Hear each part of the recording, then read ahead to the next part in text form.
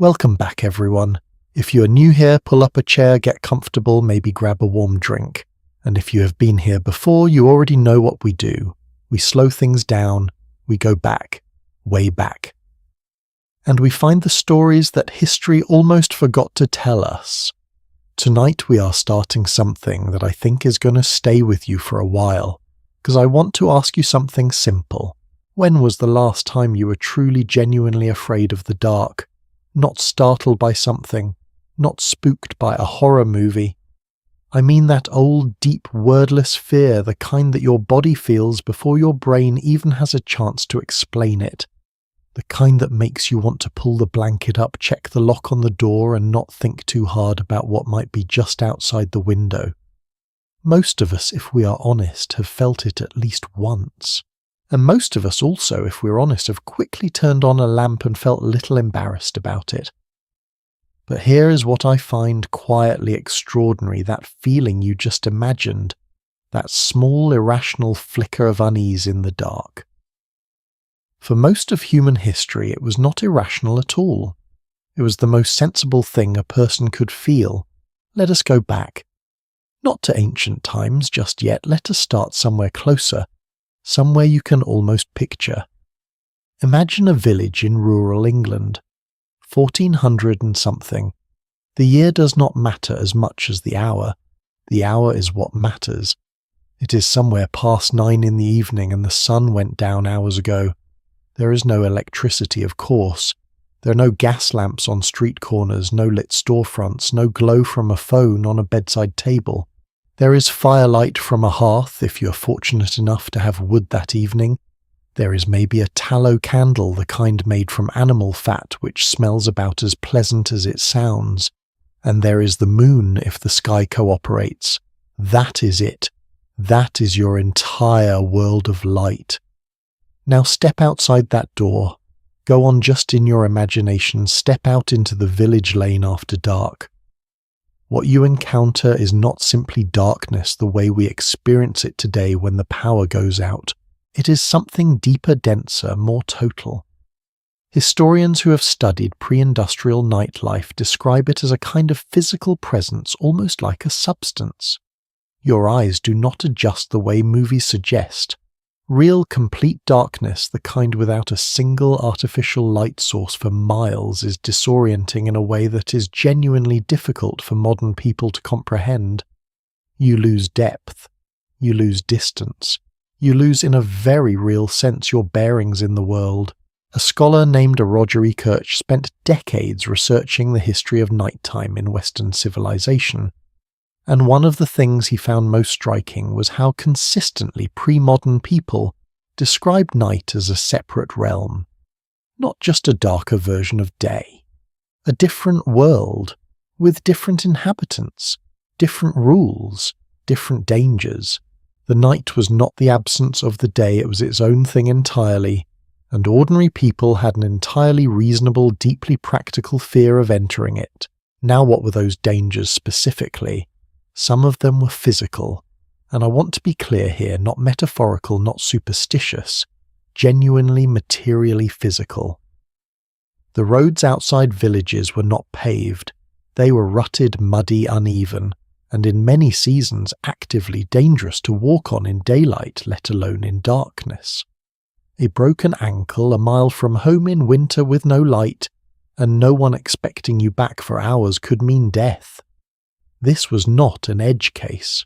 This was a real documented recurring cause of death and serious injury throughout the medieval and early modern periods. Then there were animals. Wolves were not extinct in England until the early 15th century, and in France they persisted much longer, well into the 18th century in rural areas. Wolves are by nature more active at dawn and dusk. In a world without barriers, without lights, without the constant human noise we now generate around the clock, the boundary between where wolves lived and where people lived was far more permeable than most of us picture. There are records from rural France documenting wolf attacks on people travelling at night as late as the 1700s. This was not folklore. This was reported, verified, treated as ordinary news. And then there was the simple, brutal reality of crime. Here is something that strikes me every time I think about it. English common law for centuries treated crimes committed at night as categorically more serious than the same crimes committed in daylight. Burglary breaking into a home carried the death penalty specifically because it happened after dark. The law understood something that we have perhaps forgotten. Night was not just a backdrop, it was an active accomplice. It gave cover to the people who meant you harm, and it stripped you of almost every advantage you might have had in the light. But I think what gets lost when we talk about historical fear of darkness is the psychological weight of it. The daily accumulated ordinary experience of a life structured entirely around the limits of light. In the ancient world, sunset was not a poetic moment. It was an administrative event. Roman cities had night watchmen, the vigils, who were tasked with preventing fires and maintaining a very fragile order after dark. And even in Rome, one of the most sophisticated urban centres in human history, the streets after nightfall were widely understood to be dangerous for ordinary citizens. The satirist Juvenal, writing in the early 2nd century, described walking through Rome at night as navigating a kind of controlled chaos chamber. Pots emptied from upper windows, falling roof tiles, men picking fights in alleys. He wrote with the kind of dry humour that makes you realise some things about human nature never really change, that only a fool went out at night without first writing his will. That line always makes me smile a little, because Juvenal was being funny, yes, but he was also being completely serious. Medieval cities took the problem so literally that they invented formal systems to manage it. The curfew, a word that comes from the Old French couvre-feu, meaning cover the fire, was not just a rule for children, it was a town-wide signal. When the curfew bell rang in the evening, ordinary citizens were expected to be indoors. Gates were locked. Streets were left to the watchman, the desperate, the criminal, and the occasionally foolish. This was not excessive caution. This was centuries of hard-won collective knowledge about what happened when ordinary people wandered into the dark unprepared. There is something I keep coming back to when I think about all of this. We tend to look at history from a distance and see the fear as quaint, as superstition, as something uneducated people felt before they knew better. But the more I read about it, the more I think the opposite. I think pre-modern people had a remarkably clear-eyed, accurate and honest understanding of what night meant. They were not afraid of darkness because they were primitive. They were afraid of it because the evidence accumulated over generations gave them excellent reasons to be. The fear was real because the danger was real. And the stories they told about the night, the creatures, the spirits, the things that moved in the dark when decent people were asleep, those stories were not simply fantasy. They were the way communities processed genuine lived experience. They were warnings dressed in narrative clothing passed from parent to child, from village to village across centuries. We will get to those stories. Trust me, we'll absolutely get to those stories. But first, I want you to sit with this image for just a moment. A single candle in a dark room. The way its light makes a small warm circle against a vast indifferent black. The way everything beyond that circle is simply gone. For most of the people who have ever lived on this earth, that candle was not decoration. It was not ambience. It was survival. And protecting it, keeping it lit, keeping it safe, staying within its reach, shape the rhythms of daily life in ways that run so deep we still feel the echoes of them today. In why we feel safer with the light on. In why we lock our doors at sundown. In why even now, with all our electric lights and all our screens and all our comfortable certainty, some part of us still listens just a little when the house makes a sound in the dark. The night, it turns out, has always had its own language, and for most of human history people were very carefully taught not to speak it. Coming up next, we're going to go inside one of the most fascinating and surprisingly fragile systems that cities ever invented to manage the darkness, the world of the curfew bell, and the men whose entire job was to stand between ordinary people and everything that moved after midnight. What they found out there was not always what they expected, and what they chose to do about it is even more surprising. There is something almost poetic about the word curfew. Say it slowly. Curfew. It sounds almost gentle, does it not? Like something a tired parent tells a teenager on a Friday night. Be home by 10. Do not make me worry. But the real origin of that word tells a completely different story. And once you know it, you will never hear it quite the same way again. The word comes from the Old French couvre-feu. Cover the fire. That is all it meant technically. Cover your fire. Extinguish your candles. Put out your hearth. And then critically, do not go outside. Because whatever is out there after dark, that is no longer your business. The curfew bell was one of the most important sounds in medieval European life, and I think it is one of the most underappreciated pieces of social technology that civilization has ever invented. We tend to think of bells as ceremonial things, church bells for weddings, bells for celebrations, bells ringing in the new year. But in a medieval town, the curfew bell was something else entirely. It was a boundary marker, an audible wall between the ordered world and the disordered one. In London, the curfew bell was rung every evening at specific city gates, Aldgate, Ludgate, Cripplegate, signalling that the gates themselves were about to close. And this was not symbolic. The gates actually closed. The city physically shut itself off from the world outside its walls, and the world inside was then theoretically at least subject to a different set of rules. Here is what strikes me about this. We talk about medieval cities as if they were simply smaller, dirtier versions of modern cities. But in a very fundamental way, they operated on a completely different logic. A modern city never truly closes. There is always a 24-hour pharmacy, a gas station, something lit and open and accessible at 3 in the morning. Medieval cities, by contrast, were designed with the explicit understanding that night was not a continuation of day. Night was a shutdown, a deliberate managed suspension of normal civic life. And the question worth asking is why? What made night so threatening that entire cities felt the need to draw a hard line between sundown and sunrise? Part of the answer is fire, which we will spend more time with later. But the more immediate answer, the one that city officials worried about most acutely, was the problem of who came out after dark. In Paris, during the 13th and 14th centuries, royal ordinances specifically listed the categories of people who are permitted to be on the streets after the curfew bell. Physicians called to an emergency, midwives attending a birth, monks returning from prayers. Everyone else was presumed to be up to no good. That presumption, harsh as it sounds to modern ears, was not entirely unfounded, because here is the thing about darkness that the medieval mind understood with uncomfortable clarity: darkness is the great equalizer. In the daylight, you can see a person's face, their clothing, their station.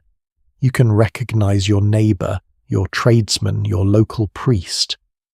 But in the dark, all of that information disappears. The merchant and the thief look exactly the same at midnight on an unlit street. And that erasure of visual identity was genuinely dangerous in a world where social trust was built almost entirely on recognition. Criminals understood this perfectly. The historical record from medieval and early modern Europe is full of accounts of people who specifically waited for darkness to do things they could not do in daylight. Not just theft, though. There was plenty of that, but also the settling of personal scores, the delivery of threats, the movement of stolen goods, the kind of quiet, purposeful movement that requires an audience of no one. Think about it from a practical standpoint. If you were a criminal in 15th century London, When would you prefer to operate during the day with hundreds of eyes on you neighbours who know your face, the ever-present possibility of a witness? Or at night when the streets are empty, the watchmen are few and unreliable, and the darkness itself is working in your favour? The answer is obvious. And it was just as obvious to the people who designed curfew systems. Now I want to pause here for a moment because I think there is a layer to the curfew story that gets overlooked in most history books. The curfew was never enforced equally, and I think that tells us something really important about who night actually belonged to in these cities. In practice, the wealthy and the powerful moved through the night with relative freedom. Noble households travelled with torchbearers servants whose entire job was to carry light ahead of their employers, physically purchasing safety in a way that ordinary people simply could not afford. Records from 14th century Florence show that prominent citizens regularly obtained written exemptions from curfew rules, allowing them to attend dinners, conduct business, and visit friends after the bell had rung. Meanwhile, the labouring poor, who had no torchbearers, no written exemptions, and no powerful friends to vouch for them, faced arrest fines, or worse, if they were caught on the streets after dark without what officials deemed a legitimate reason. Does that dynamic sound familiar? The law applied to everyone, but it was enforced on some people much more aggressively than others. Night in medieval European cities was in many ways a class boundary as much as it was a safety measure. The darkness was dangerous for everyone, yes, but the official response to that danger landed disproportionately on the people who had the fewest resources to protect themselves. And then there is the question of enforcement. Who actually rang the bell? Who actually watched the streets? Who was responsible for standing between the sleeping city and whatever moved through it after midnight? This brings us to one of the most fascinating and honestly most humanly complicated institutions in urban history, the night watch. Different cities organised it differently. In many English towns, the watch was not a professional force at all. It was a rotating civic duty like jury service today. Able-bodied male citizens were expected to take their turn standing watch, and many of them deeply resented it. Accounts from the period paint a picture that oscillates between the heroic and the farcical. Some watchmen took their duties seriously, making rounds, challenging strangers, reporting fires and disturbances. Others found creative ways to avoid the job, paying poorer neighbours to serve in their place, spending their watch hours in a nearby tavern, or simply falling asleep in a doorway and hoping nothing terrible happened before morning. Shakespeare, who had an eye for this kind of human absurdity, gave us Dogberry in Much Ado About Nothing, the bumbling, pompous constable whose watch is hilariously incompetent. And while Dogberry is comedy, he is not pure invention. He is a recognisable type. The satirical portrait works because audiences recognise the reality underneath it. But here is what I find genuinely moving about the Night Watch. Even with all its failures and absurdities, the institution existed at all. Cities recognised that the dark needed managing, that someone needed to be out there tired and underpaid and maybe a little cold, standing between ordinary sleeping people and the threats that moved after dark. That impulse, the idea that a community owes its most vulnerable members some organised protection against the dangers of the night, is one of the earliest, most persistent expressions of what civic responsibility actually means. It was clumsy. It was often corrupt. It was sometimes genuinely ridiculous. But it was trying to do something real and important. There is one more piece of the curfew story that I cannot leave out because it reveals something about human nature that I think is endlessly fascinating. In city after city, century after century, the people who most reliably broke curfew rules were young men. Not because young men were inherently more criminal than anyone else, but because, and I suspect this will not surprise you, they were young men. The night has always held a specific pull for youth, that seductive combination of freedom and visibility, and the feeling that the rules applying to everyone else simply do not apply to you when the streets are dark and the older generation has gone to sleep. Records from medieval Dijon in France, studied carefully by the historian Robert Mouchembled, show that a striking proportion of nighttime disturbances, assaults, and general mayhem were committed by groups of young unmarried men moving through the city after curfew. Not hardened criminals, just young people who experienced the night as a space of possibility and excitement in a world where daytime offered them very little of either. And perhaps the most human part of all this, many of them got caught. Many paid fines, spent uncomfortable nights in a guardhouse, and went right back out after dark the following week. Because the night called to them in a way that the curfew bell, however loudly it rang, simply could not compete with. Some things, it turns out, have never really changed. The darkness has always been its own kind of temptation, even as it was a genuine source of danger. But if curfews and night watchmen represent the human attempt to organize and manage the fear of darkness, there is another category of nighttime danger that no watchman, no bell and no civic ordinance could do anything about at all. The threats that people genuinely believed existed beyond the edge of the firelight, not the criminals they could name and arrest, but the things that had no name at all. That is exactly where we are going next. And I promise you, the history of what people truly believed walked the night is far stranger and far more grounded in real events than you might expect. So, let us talk about the night watchman, because I left you with a promise that the people paid to stand between sleeping cities and the darkness they contained were doing something real and important, even when they were doing it badly. And that is true. But tonight I want to go deeper into their world.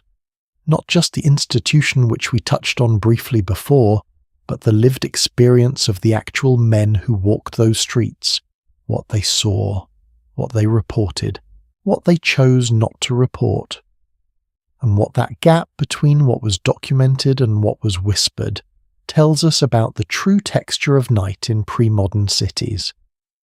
Because the night watch was not simply a civic curiosity. It was a window into everything a city was too afraid to look at directly. Let us start with the basics, because I think the reality of who these men were is itself surprising. In most European cities, night watchmen were not drawn from the ranks of the brave or the ambitious. They were drawn from the ranks of the desperate.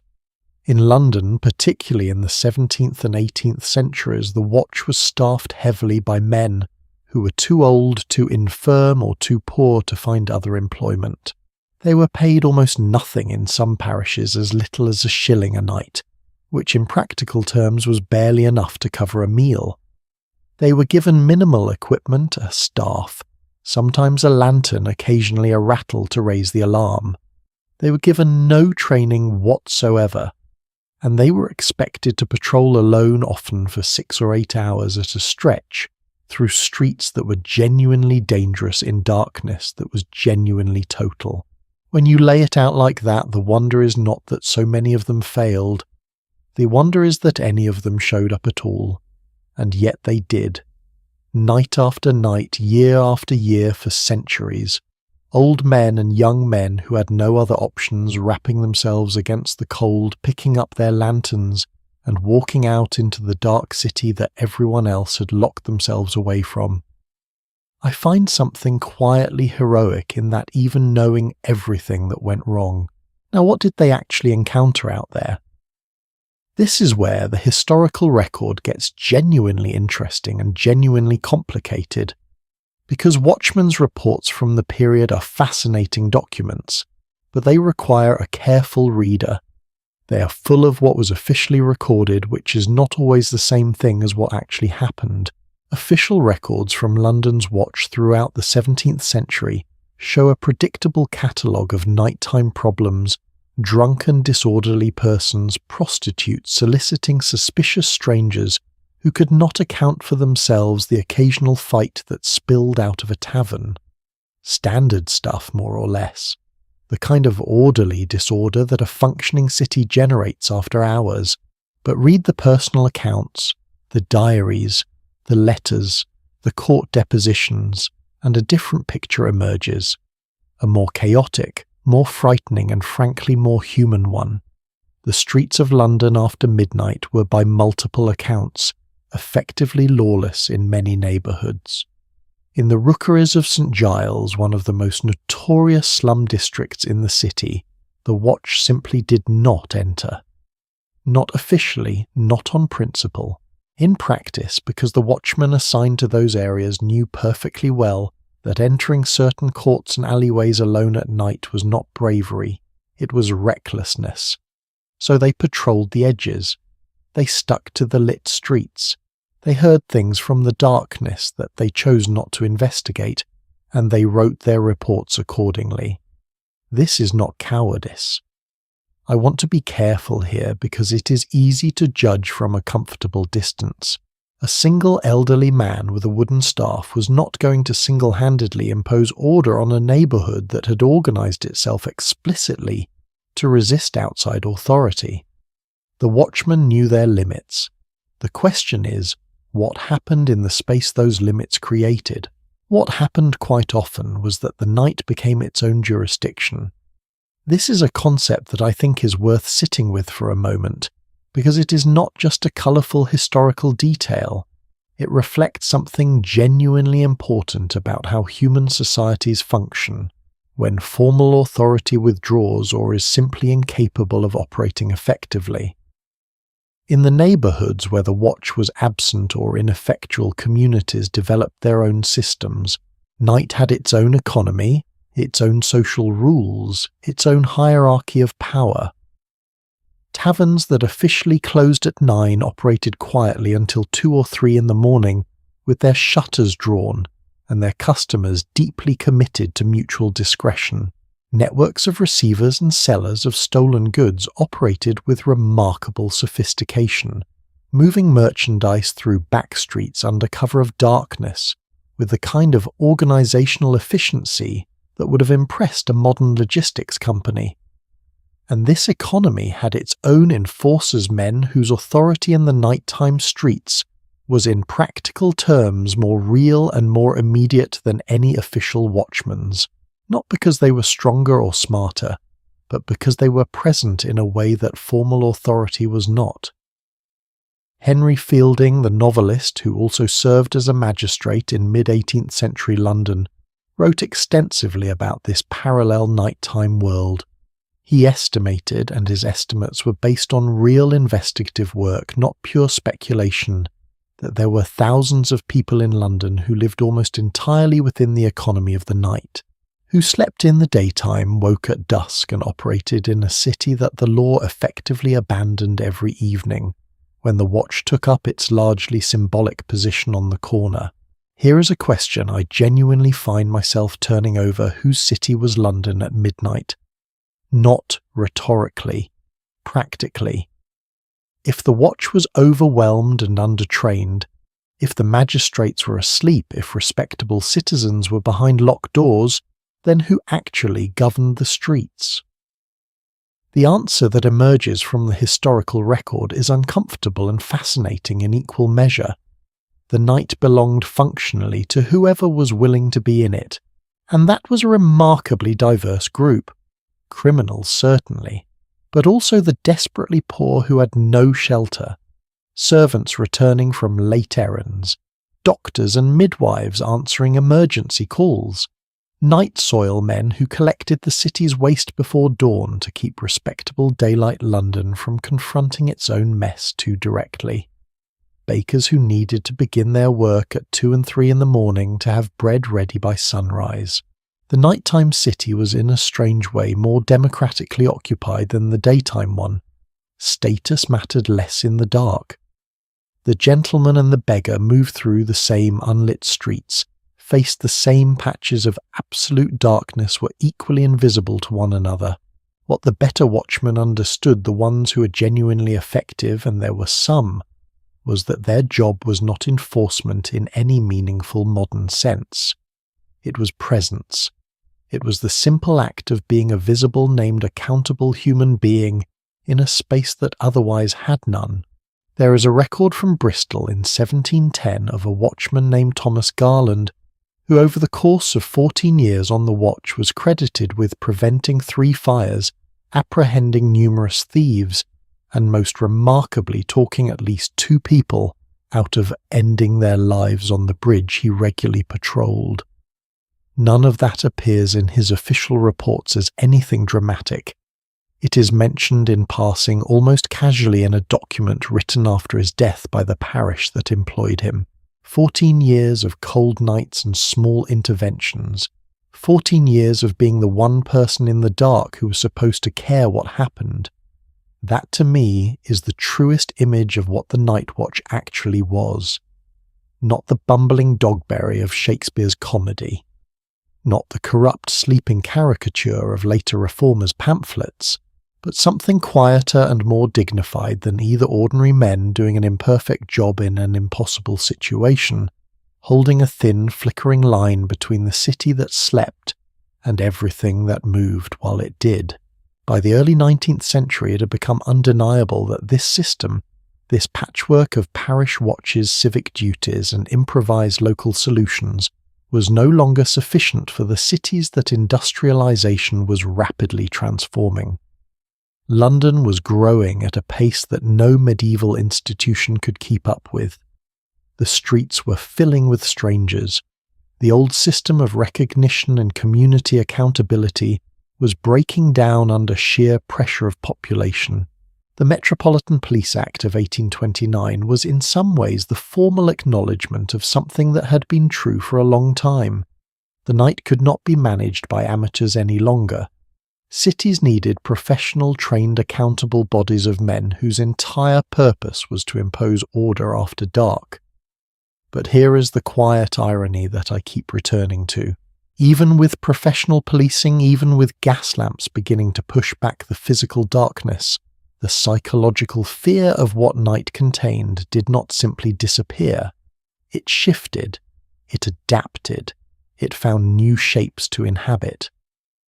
Because the watch could address the human dangers of the night, the criminals, the disturbances, the fires, what it could never address were the fears that had nothing to do with human beings at all.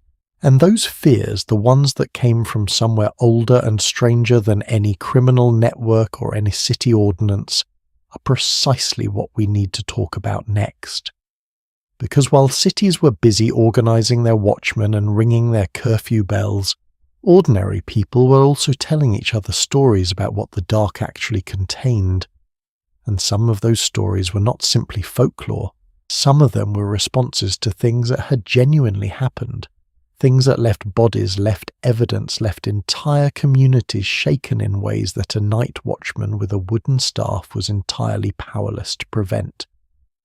What people truly believed walked the night after midnight is a story that goes to places most history books are too cautious to follow. We're going to follow it anyway. Right then, I promised you we would go somewhere that most history books are too cautious to follow. And I want to be very clear about something before we begin because I think it matters enormously for understanding what comes next. What I am about to tell you is not a collection of ghost stories. It is not folklore dressed up as history. Everything. We're going to talk about in this part the trials, the investigations, the official government documents, the soldiers sent to dig up graves. All of it is real. All of it happened.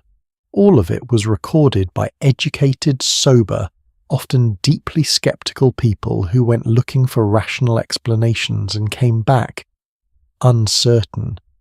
That uncertainty is the most honest and the most interesting thing about this chapter of history. So let us begin with a question.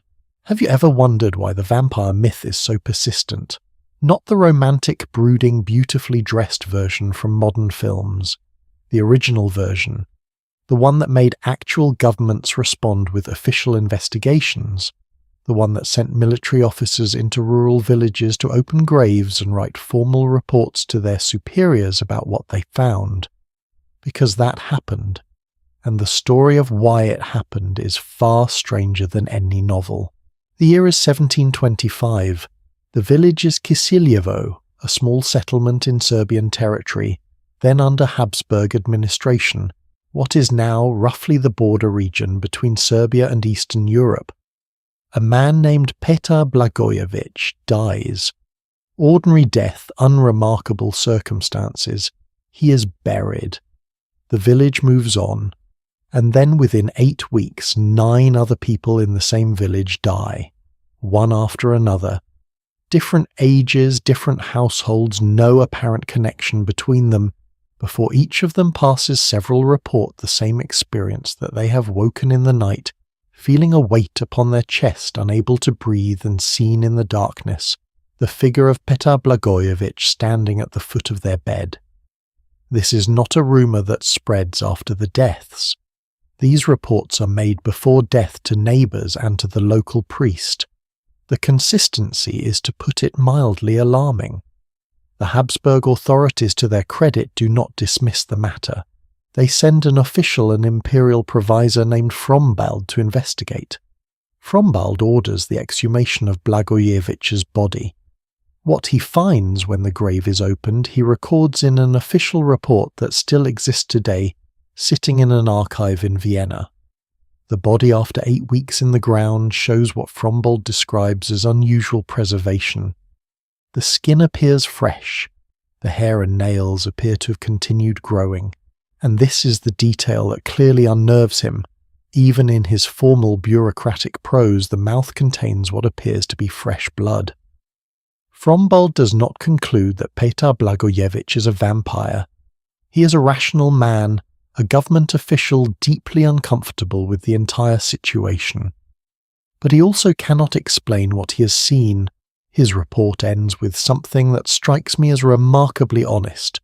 For a bureaucratic document, he states that he has recorded what his eyes observed, and that the interpretation must be left to wiser minds than his.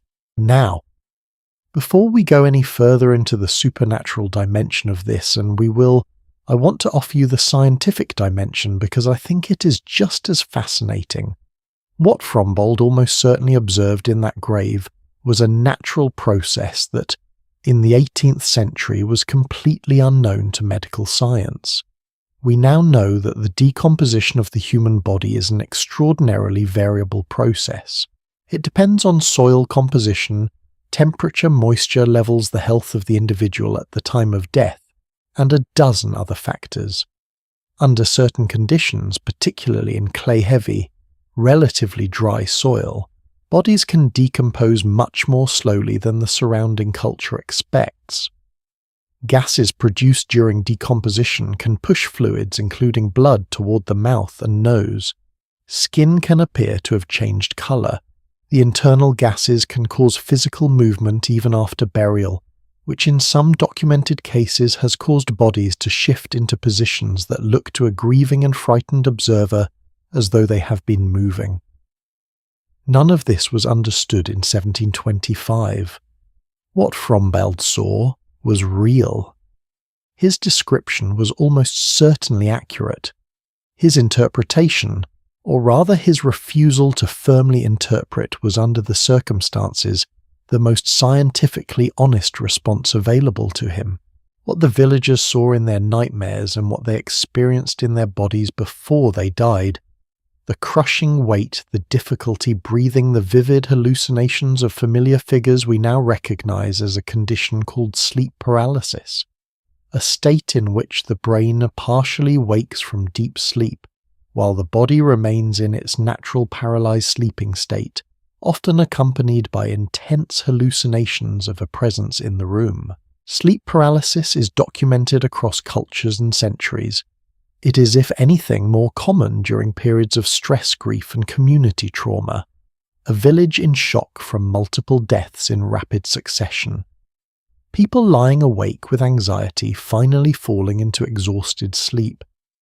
The brain overtaxed and frightened, generating vivid, terrifying experiences at the precise boundary between sleep and waking. And every morning another person describing the same thing they experienced in the dark. The vampire panic, I would argue, was real. It was not caused by the supernatural, but it was caused by something, by grief, by disease, by the biology of the terrified human mind in the dark, and to dismiss it as simply superstition is to miss how much it tells us about what night really cost these communities. The Kisilievo case was not isolated. 2 years later, in 1727, an even more dramatic and better documented case erupted in the village of Medvegia, also in Habsburg-administered Serbia. A soldier named Arnold Paule recently returned from service in the Ottoman territories died in a farming accident. Within weeks, villagers began reporting the same cluster of symptoms: nightmares, the sensation of being pressed down in sleep, the appearance of the dead man standing in darkened rooms. 4 people died. The village demanded official action. The Habsburg military response this time was more extensive. A team of officers and a regimental surgeon named Johannes Flückinger were dispatched to conduct a formal medically supervised investigation. They exhumed multiple graves. They wrote a report, the Visum et Repertum, meaning seen and reported, that was so detailed, so clinically precise, and so genuinely disturbing in its findings that it was published in newspapers across Europe and read by, among others, Voltaire and the German philosopher Michael Ranft. Voltaire predictably was dismissive. He wrote that vampires were clearly nonsense, and that the real monsters of his era were the financial speculators ruining the economies of European nations, which is a very Voltaire thing to say, and not entirely wrong. But Ranft took the matter more seriously. He published a careful academic analysis in which he essentially argued what we now know to be true, that the phenomena being observed were real, that they had natural explanations, but that those explanations were beyond the current understanding of medicine, and that dismissing frightened communities with intellectual contempt was neither honest nor useful. I find myself agreeing with Ranft more than with Voltaire on this one, which I acknowledge is a somewhat unusual position. Here is the layer of this story that I find most genuinely moving. The vampire panics of 18th century Eastern Europe were not at their core about monsters. They were about communities trying to process something that kept happening to them and that they could not understand or control. People were dying. They were dying in clusters which suggested contagion, though the mechanisms of infectious disease were still largely unknown. They were dying after reporting vivid, terrifying nighttime experiences, and the dead kept appearing in dreams and waking visions of the living a phenomenon that modern grief psychology recognizes as extremely common in the bereaved, particularly in the weeks immediately following a loss. The vampire was the story that the community built around all of this, a story that gave shape to the shapeless, that assigned agency to the inexplicable, that turned the terrifying randomness of death and disease into something that had a face and a name, and crucially something that could be confronted and ended. That is what stories are for. That is what they have always been for. When you understand that the vampire panic becomes something more than primitive superstition, it becomes a deeply human document of how communities survive the unbearable, how they translate the darkness, literal and metaphorical, into something they can look at directly and respond to. And the werewolf trials of France and Germany, which I mentioned briefly at the start, follow a similar pattern, though with some significant and disturbing differences. Between roughly 1520 and 1630, historians estimate that somewhere between 30,000 and 60,000 people were executed across France, Germany and Switzerland on charges related to lycanthropy and similar nocturnal supernatural activities. These are not fringe scholarly estimates. These are numbers derived from court records, municipal archives and church documents. The trials share certain features. They almost always centre on crimes that genuinely occurred at night, livestock killed, in ways that seemed inexplicable, children who disappeared after dark travellers attacked on roads between villages, real events, real harm, and in the absence of any other explanation, communities reached for the framework that their culture provided, that something not entirely human was moving through the night, and that certain people had made agreements with that something. The tragedy of the werewolf trials is that they caught real people often, the mentally ill, often the desperately poor, often those on the margins of communities who were already objects of suspicion before any accusation was made. Peter Stump, executed in Cologne in 1589 after confessing to crimes that may well have been real, was almost certainly not a werewolf. But the crimes attributed to him, stripped of the supernatural framing, describe behaviours that modern forensic psychology would recognise and classify with clinical precision. The night did not create monsters, but it created conditions in which ordinary human darkness could operate without witness, and in which communities, frightened, grieving, unable to trust what moved beyond the firelight, sometimes found monsters where there were only people. That is perhaps the most unsettling thing I can leave you with from this part of our story. Not that people believed in supernatural creatures of the night, but that the fear which drove those beliefs was responding to something real, to actual deaths, to actual attacks, to the genuine and documented danger of a world in which darkness meant the withdrawal of every protection that civilization could offer. The creatures were the story. The fear underneath was the truth. And speaking of things that operated most devastatingly in the dark, there is one threat that was in practical terms more consistently lethal than any criminal, any wild animal, and any supernatural panic combined. It moved silently, it required no entrance through a locked door, and by the time you knew it had reached your home, it was almost certainly too late. We're going to talk about fire next, and I promise you the history of what fire meant to a sleeping city, the sounds, the speed, the sheer terrifying mathematics of how quickly everything could disappear, is one of the most viscerally human stories in this entire series. Fire. Just the word alone does something to us, does it not? Even now, even sitting safely wherever you are with fireproof walls and smoke detectors, and a fire station probably within a few miles of your home, the word still carries weight. Something in the oldest part of the human brain responds to it before the rational mind has a chance to intervene.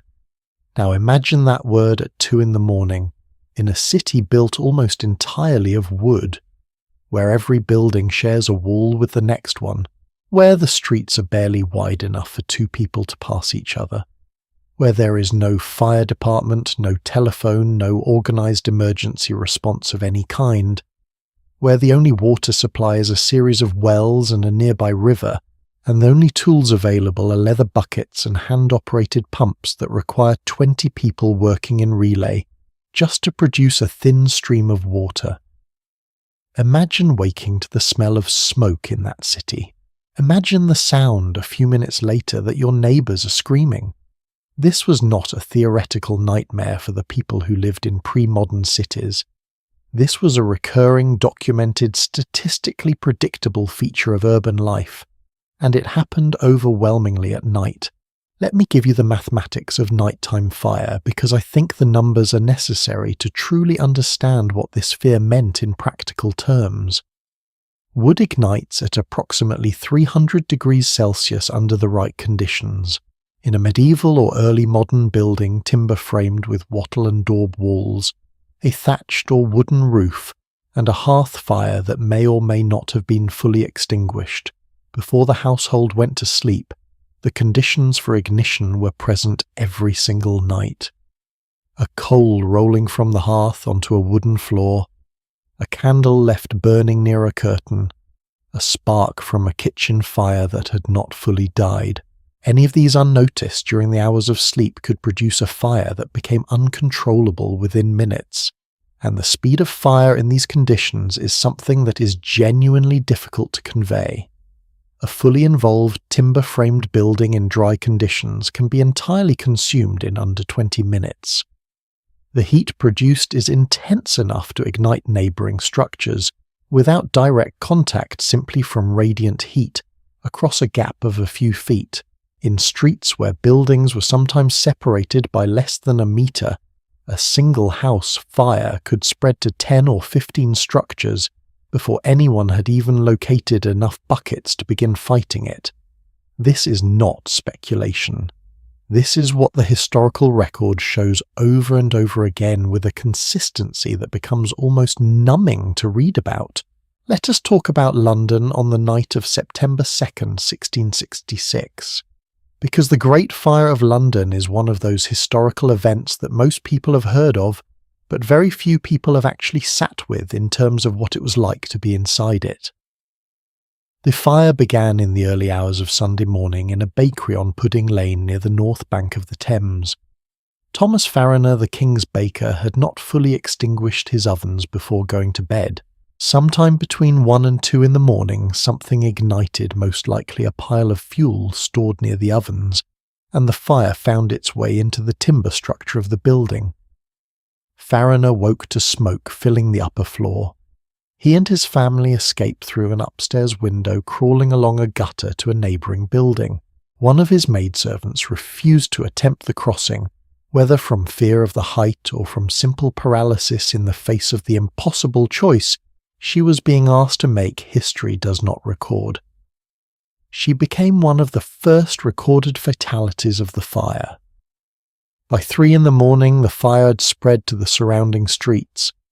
By dawn, it had consumed the riverside warehouses, which were stocked with oil, timber, coal, and other combustibles.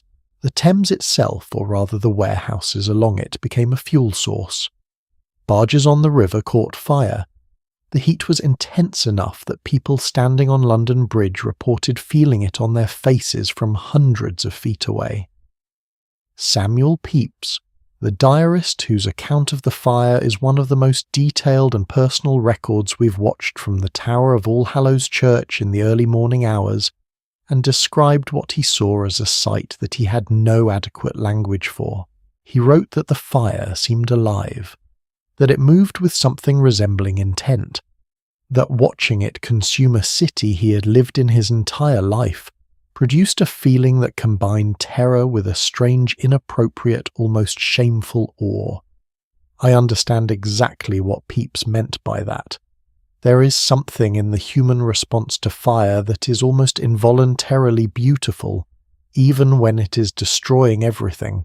That contradiction must have been agonizing to people who are watching their homes and their livelihoods and their entire physical world disappear into it. The Great Fire burned for 4 days and 3 nights.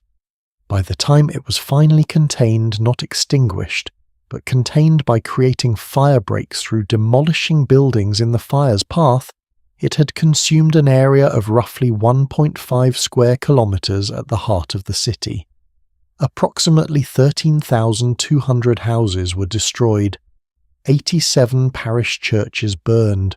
The medieval Cathedral of St. Paul's, which had stood for centuries, was gutted so completely that the lead from its roof ran in streams down the surrounding streets. The official recorded death toll is startlingly low, 6 people.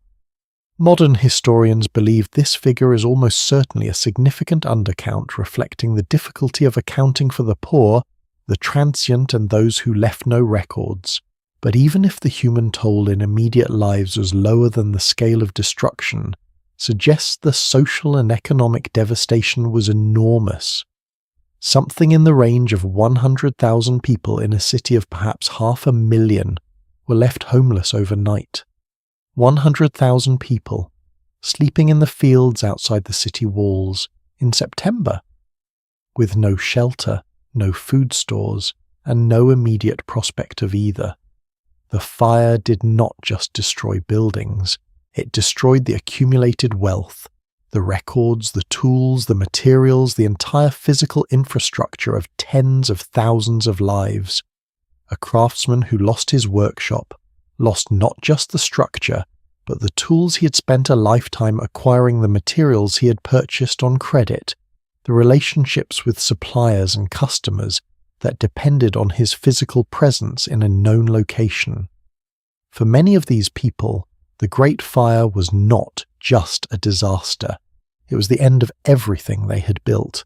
Now here is something I find deeply interesting about the human response to nighttime fire, which goes beyond any single event.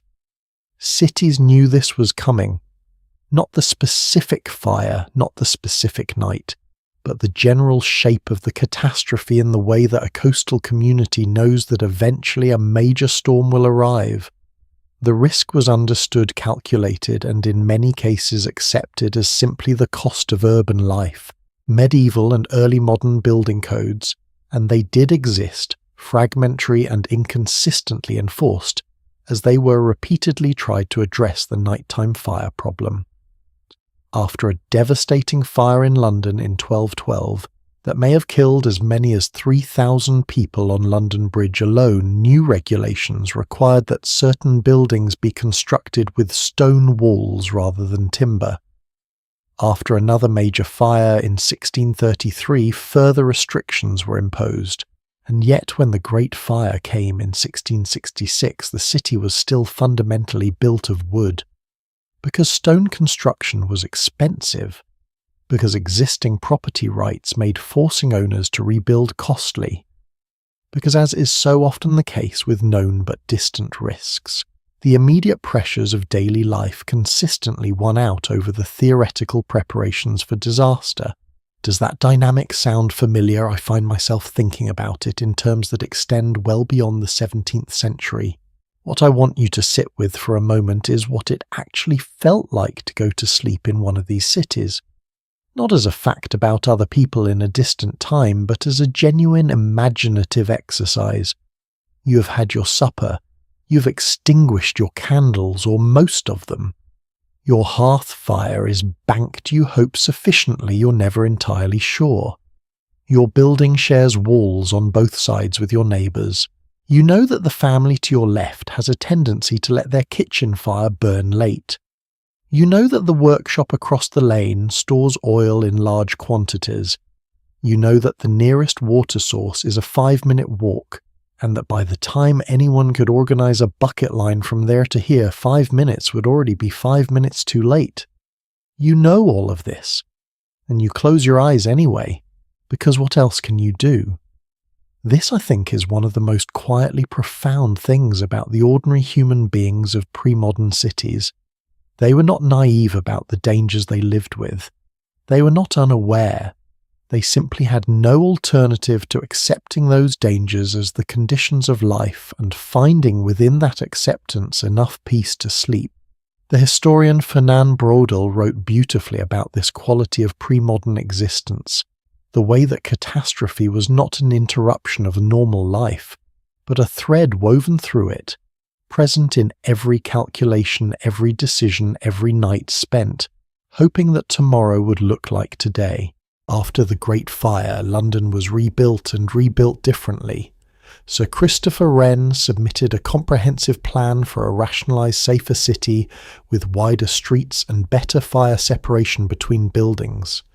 Most of his plan was rejected largely because property owners refused to give up their existing land claims even for a safer city.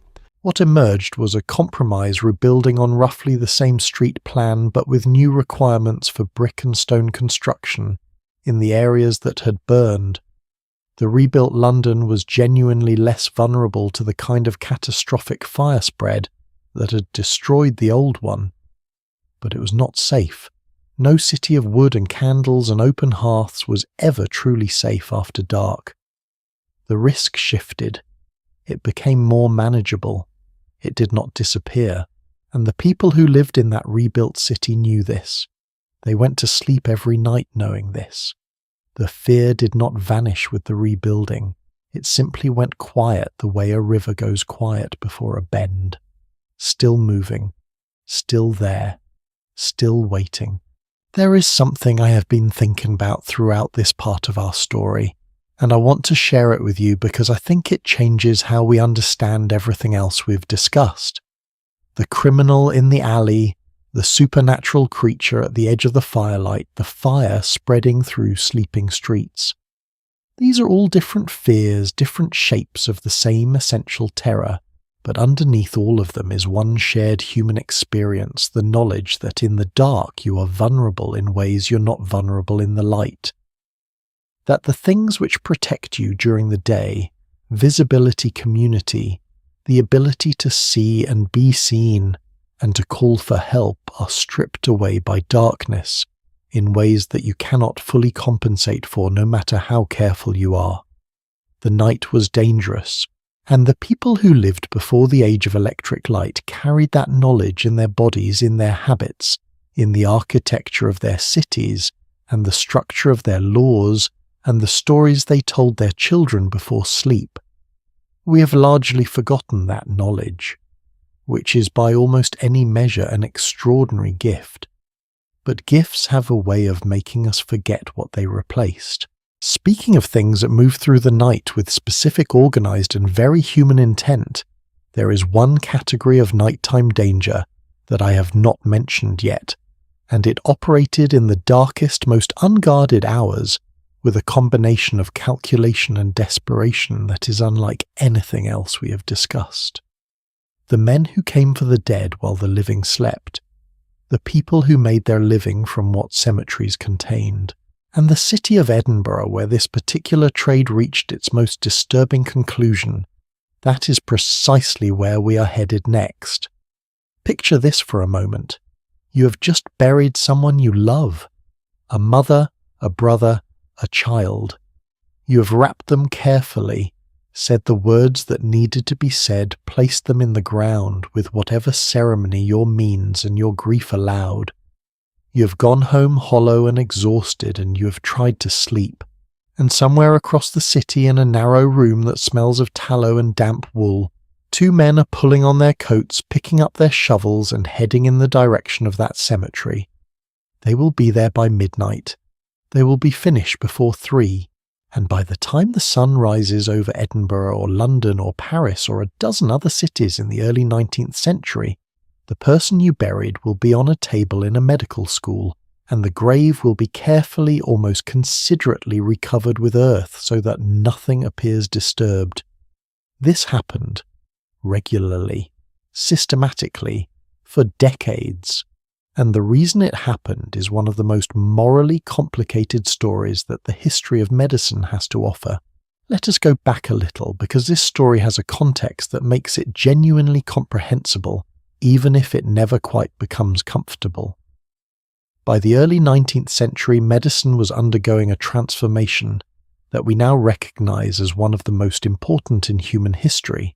The understanding that disease had physical anatomical causes, that the body was a mechanism that could be studied, mapped, and to some degree repaired, was producing a generation of physicians and surgeons whose ambitions genuinely outpaced what the law and society were prepared to support. To train a surgeon in the early 1800s, you needed cadavers, not diagrams, not wax models, not descriptions in Latin textbooks written by men who had never held a scalpel. You needed actual human bodies recently deceased in sufficient numbers that students could learn by doing rather than by reading. The legal supply of cadavers in Britain at this time was by any reasonable assessment catastrophically inadequate. Under the Murder Act of 1752, the only bodies legally available for dissection were those of executed murderers. In a typical year in London, this meant perhaps 50 to 60 bodies. For a city with multiple medical schools, dozens of private anatomy teachers, and hundreds of students all requiring practical training, 50 bodies was not even a beginning. The gap between supply and demand was enormous, and gaps of that kind, as history demonstrates with depressing consistency, tend to get filled. The men who filled this particular gap were called with characteristic British understatement resurrection men, or body snatchers if you preferred a name that left less to the imagination. They were not, as popular imagination sometimes suggests, shadowy loners working in frightened isolation. The trade in Edinburgh, London, and several other cities was organised professional and surprisingly well networked. There were teams with established territories. There were rates a fresh adult body fetched somewhere between £7 and £10 in London in the 1820s, which was roughly equivalent to several weeks of wages for a labouring man. There were middlemen who handled the transaction between the grave robbers and the anatomists, maintaining a comfortable distance of deniability for the medical establishment. And there were techniques refined over years of practice that were genuinely ingenious in their efficiency. The popular image of grave robbing involves digging up an entire grave, hours of work, enormous physical effort, and a massive disturbance that would be obvious to anyone passing by the next morning. The actual method used by experienced resurrection men was considerably more elegant. They would dig down only at the head of the grave, removing a narrow column of earth directly above the coffin's upper end. Then they would break open just that portion of the lid, insert a rope or hook, and drag the body out head first through the narrow opening. The grave was then refilled and tamped down carefully. The whole operation for an experienced team could take less than an hour. The grave to a casual observer the following morning would appear entirely undisturbed. Only close inspection, or the absence of the body itself, would reveal what had happened. Now I want to ask you something. If you lived in Edinburgh in 1825 and you knew that this was happening, and most people did know because the trade was an open secret despite its illegality, how would you respond? The answer historically was with remarkable creativity and considerable expense.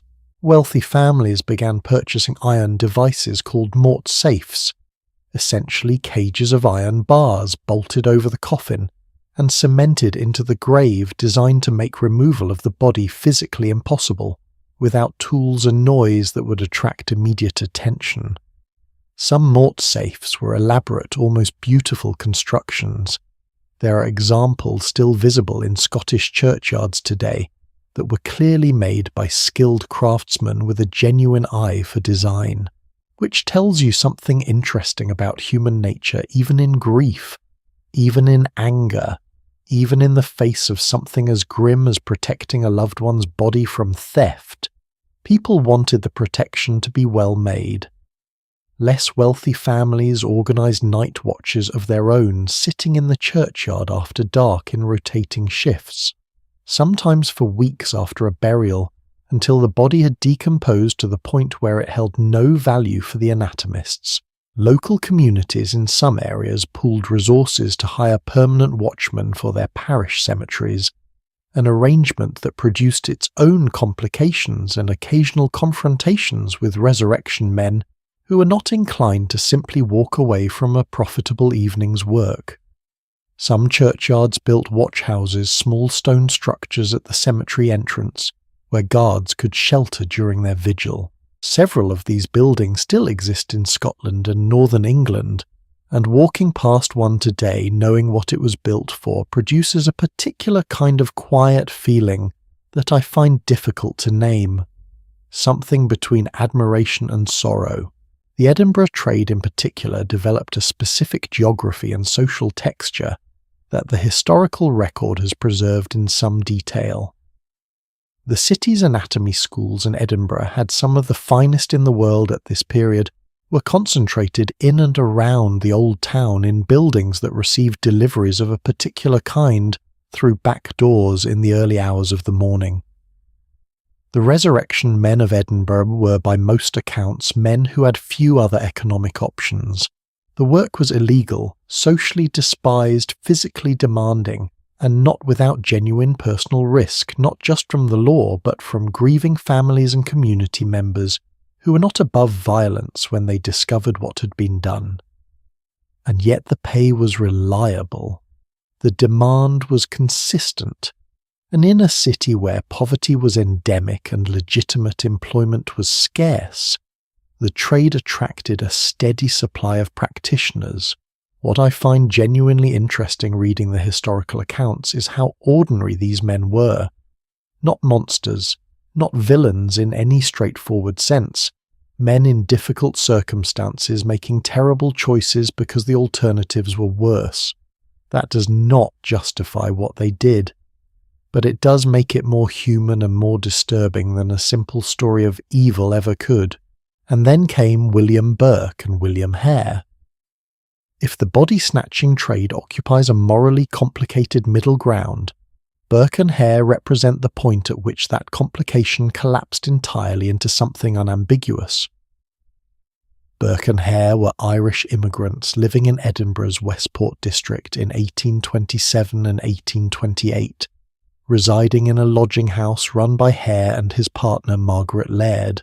The story of how they became involved in the anatomy trade begins almost accidentally. A lodger named Donald died of natural causes, while owing Hare rent money, and Hare, looking for a way to recoup his loss, sold the body to the anatomist Robert Knox at the medical school on Surgeon Square.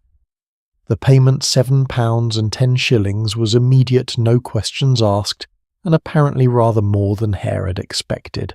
What followed over the next 10 months is one of the most disturbing sequences in Edinburgh's history.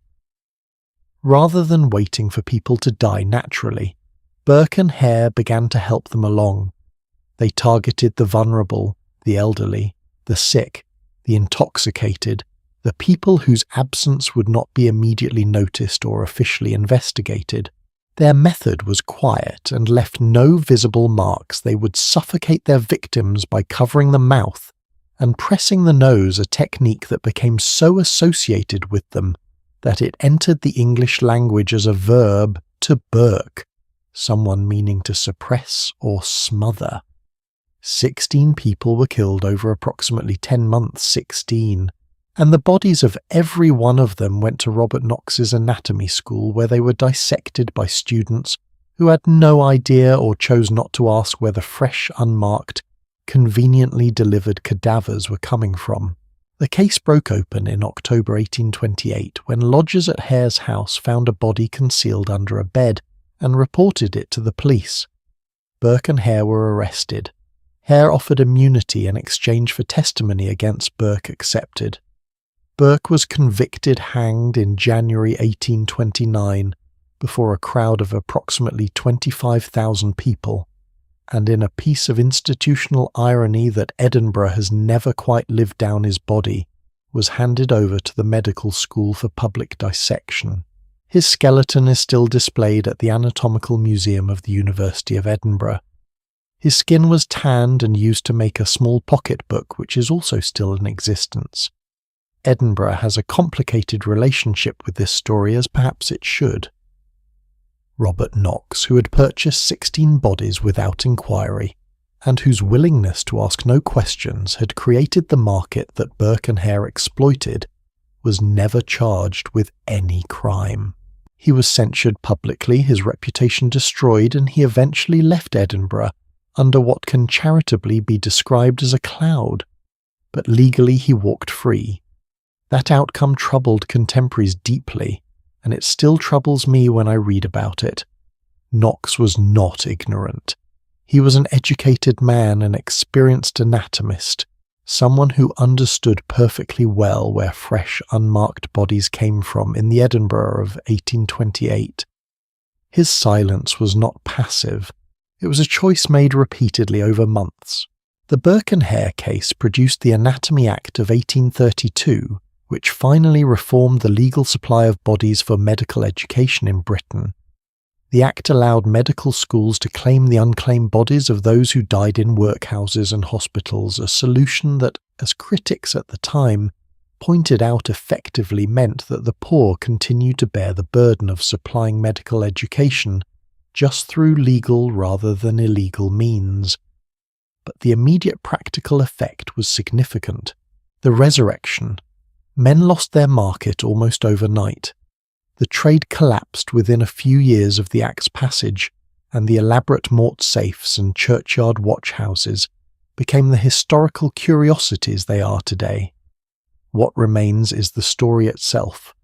And what the story reveals about the night specifically is this: that darkness was not just a cover for the obvious dangers, the violence, the fire, the supernatural terror.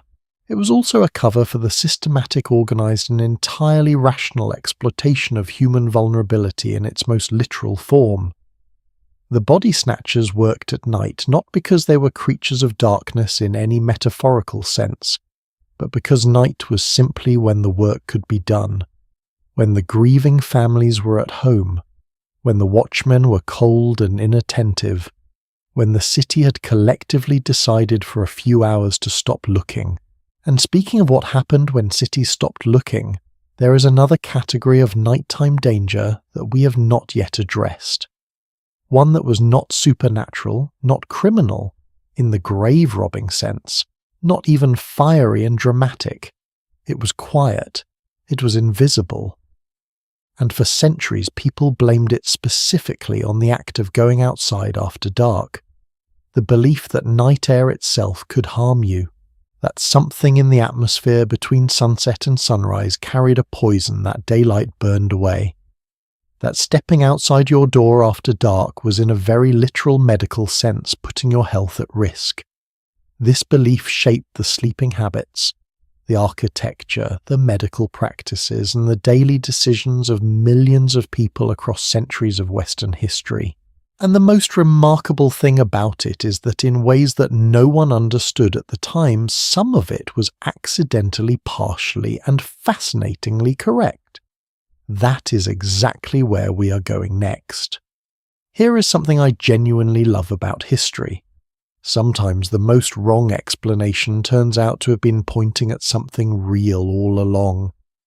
Not in the way its believers intended, not through the mechanism they described, but underneath the wrong answer, like a river beneath cracked desert ground, there was actual truth flowing, and it took centuries of science to find it. The belief in bad night air is one of the most perfect examples of this phenomenon that history has to offer. And I want to tell you about it carefully because I think it deserves more than a quick dismissal. The people who believed in miasma were not fools. They were careful observers living in a world that was genuinely killing them in ways they could not yet explain. And their wrong answer was in its own strange way one of the most consequential pieces of medical thinking in the history of Western civilization. Let us start with the word itself, malaria. You recognize it immediately. It is still the name we use for a disease that infects roughly 200 million people worldwide every year and has killed more human beings across history than almost any other single cause. But the name predates our understanding of the disease by more than 1,000 years. Malaria comes from the medieval Italian malaria, bad air. That is not a coincidence. That is not a linguistic accident preserved from a time when people simply had not gotten around to naming the disease properly. That name is a direct record of what educated, observant, genuinely intelligent people believed was causing one of the most lethal diseases they knew.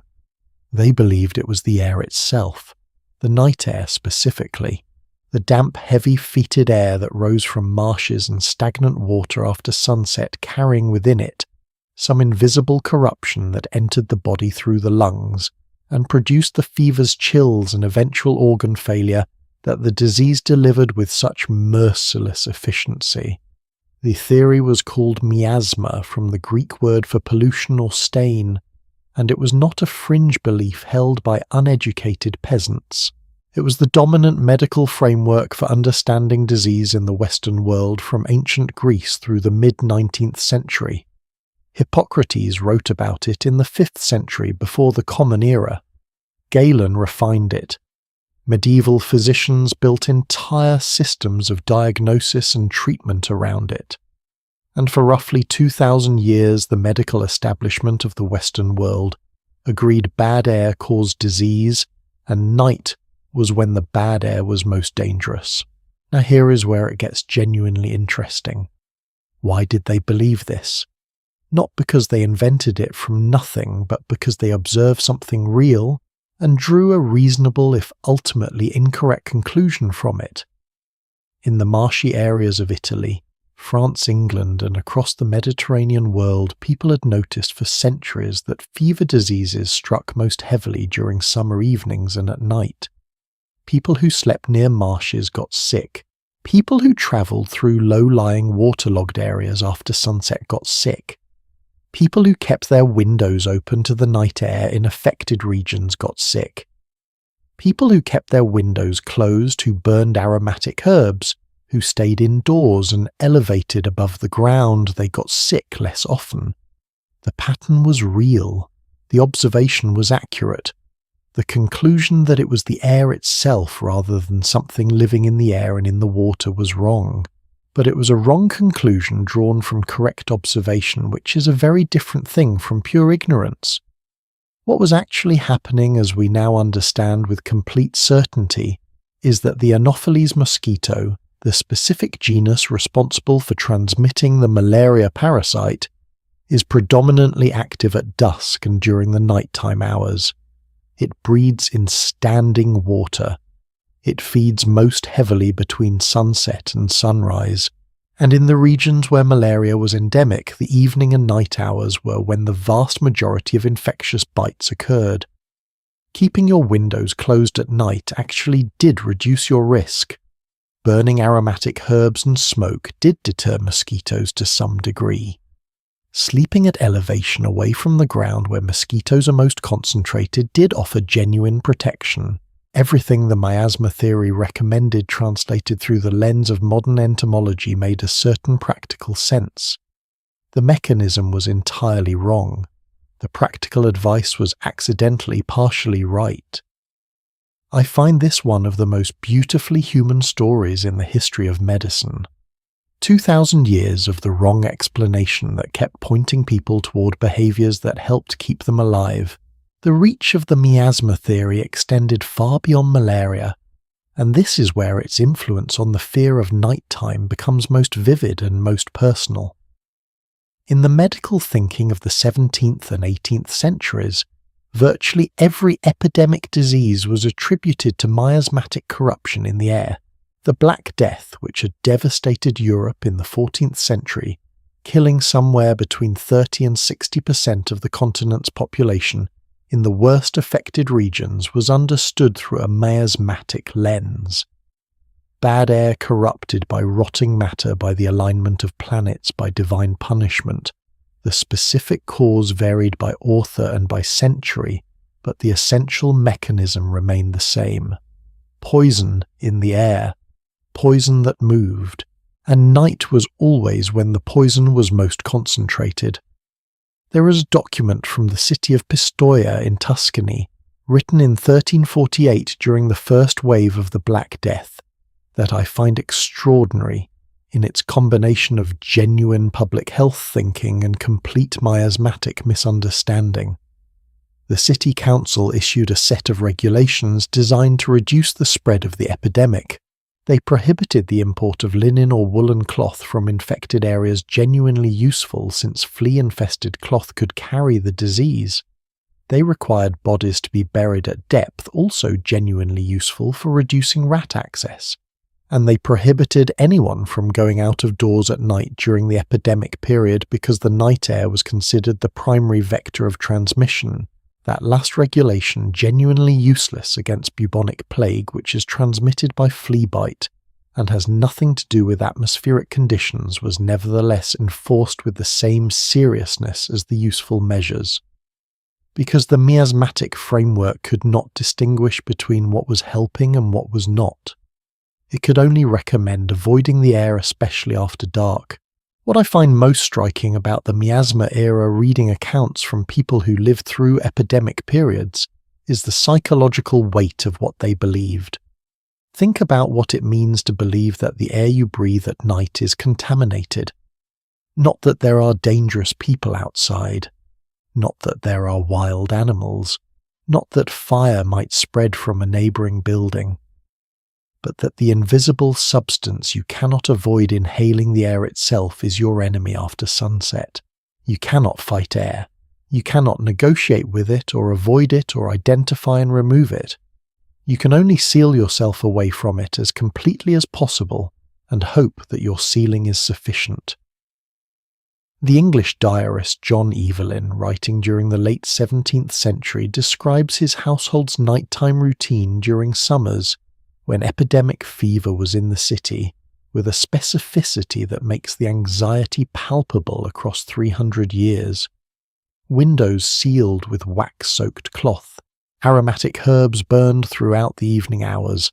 Family members instructed not to step outside the front door after 7 in the evening under any circumstances. The household essentially in voluntary quarantine against the night itself every summer as a routine precaution. This was not unusual behaviour for his time and class. This was normal. This was considered prudent. And it reflected a genuine lived daily fear that the darkness outside carried something that could enter your home and kill your children. Now here is a layer of this story that I think gets overlooked almost entirely in standard historical accounts. The miasma theory did not affect everyone equally, and the ways in which it failed to affect everyone equally tell us something important about how disease, poverty and power have always intersected. Wealthy households in miasma-affected cities could afford to seal their windows, burn aromatic herbs, purchase the spices and substances that physicians recommended as protective. They could afford to leave the city during summer months, relocating to healthier elevated areas away from the marshes and urban effluent that were genuinely associated with disease. The poor could not do any of these things. They lived in the low-lying areas nearest the water sources they depended on. They could not seal their windows. Many had no windows that could effectively be sealed. They worked outdoors at all hours. They could not leave the city because they had no resources to sustain themselves elsewhere. And so they died at rates that the wealthy observed and noted and sometimes attributed to the moral failings of the poor, their tendency to sleep in bad air, to live near stagnant water, to fail to take the precautions that educated people knew were necessary. The victims of a system were made responsible for the results of that system. I noticed this pattern in pre-modern medical writing with a frequency that is difficult to read without some feeling. The miasma theory finally fell in the second half of the 19th century, as germ theory gradually accumulated evidence that no reasonable scientist could continue to ignore. The work of John Snow during the 1854 Broad Street cholera outbreak in London, where Snow traced a cholera epidemic not to bad air, but to a specific contaminated water pump, and proved it through careful epidemiological mapping, was one of the critical turning points. The subsequent identification of specific bacterial and parasitic causes for specific diseases dismantled the miasmatic framework piece by piece. But here is something worth sitting with. Miasma theory was officially discredited by science in the latter decades of the 19th century. And yet, and this is the part that I find genuinely remarkable, the habits it had produced persisted in popular culture for generations afterward. People who'd grown up in households where night air was feared, where windows were sealed at dusk in summer, where going outdoors after sunset was treated as a health risk, continued those practices long after the scientific basis for them had been demolished. Because habits learned in childhood, habits tied to genuine fears of genuine illness and genuine loss, do not disappear simply because a scientist publishes a paper. There are documented accounts of elderly people in rural England in the early 20th century, decades after germ theory had become established medical consensus, still refusing to open their bedroom windows at night, still warning their grandchildren against the dangers of the night air, still carrying in their bodies the deep habitual fear that had been passed down through generations of genuine epidemic experience. The wrong theory outlasted the right explanation, because the fear underneath it was real even when the mechanism was not. There is one more dimension of nighttime fear that we've not yet touched on, one that operated not through disease, not through fire, not through crime or supernatural terror, but through something far more specifically human and far more deliberately organized, the kind of danger that came not because you were unlucky or in the wrong place or vulnerable to illness, but because someone very specific had decided for very specific reasons that you in particular needed to be afraid of the dark. The world of nighttime crime as a professional, organized, calculated enterprise. The men who studied the darkness the way a craftsman studies his materials, who understood the geography of unlit streets the way a navigator understands a chart, who operated in the hours between midnight and dawn with a precision and a planning that the curfew bells and the night watchmen and all the civic architecture of fear could never quite contain. That world, the professional criminal economy of nighttime London and its counterparts across Europe, is where we're headed next. And the stories from inside it are unlike anything we have discussed so far. All right, let us talk about the professionals, because everything we have discussed so far, the supernatural terrors, the fires, the grave robbers, the invisible poisons in the air, all of it shares one quality. It was in some essential sense indifferent to you personally. The fire did not choose your house.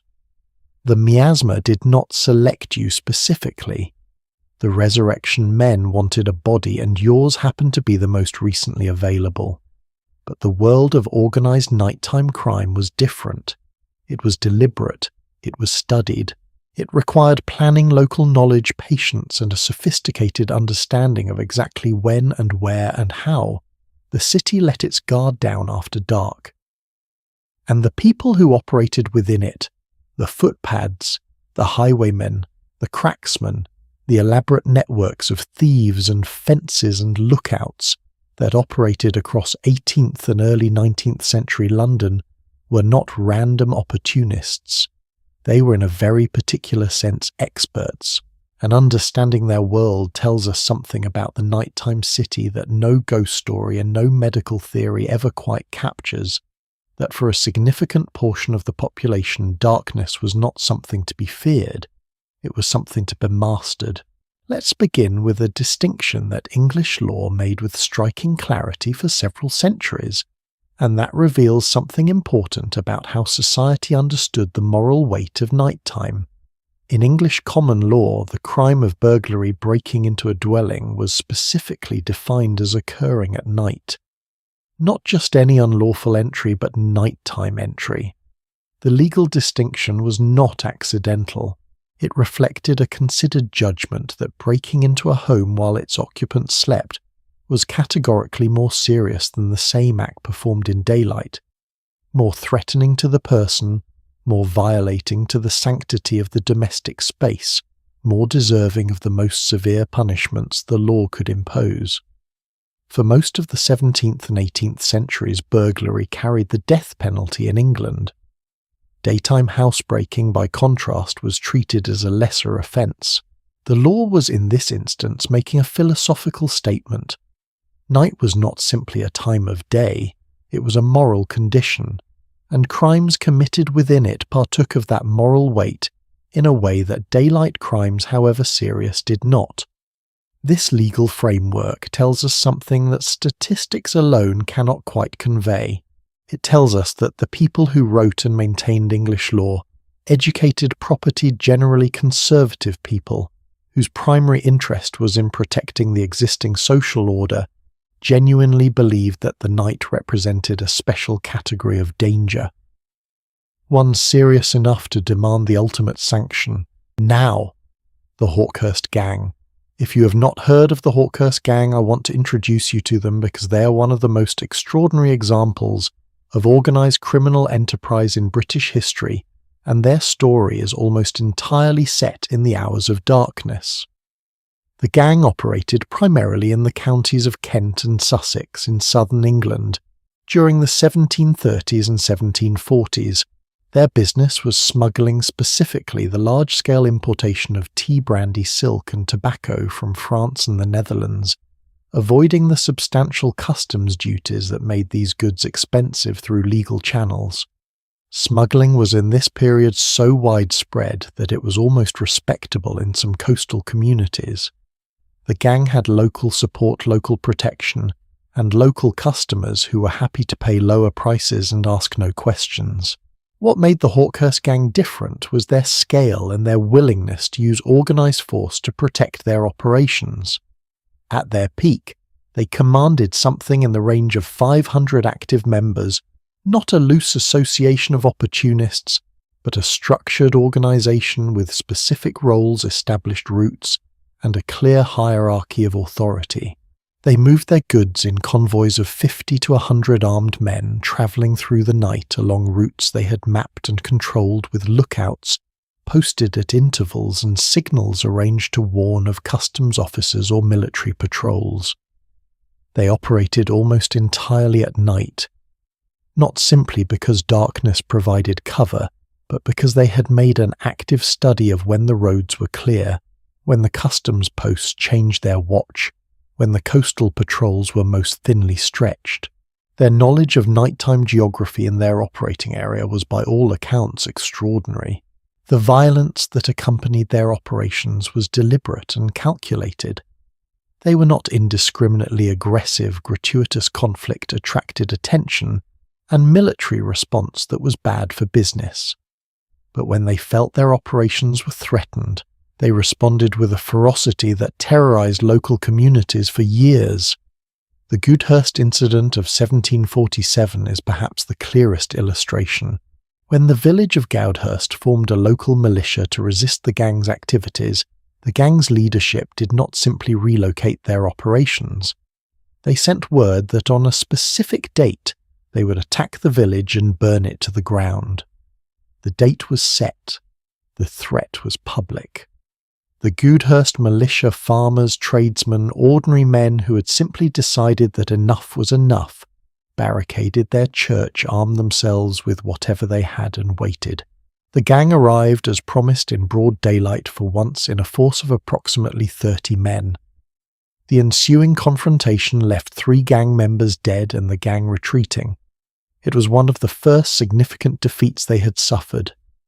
I find the Goudhurst incident remarkable for what it reveals about the relationship between organised nighttime criminal power and ordinary community resistance. The gang's strength depended substantially on the psychological advantage that their nighttime operations provided the sense that they moved in a realm where ordinary people could not follow, where conventional authority could not effectively reach. When they were forced into daylight onto terms they had not chosen, that advantage evaporated.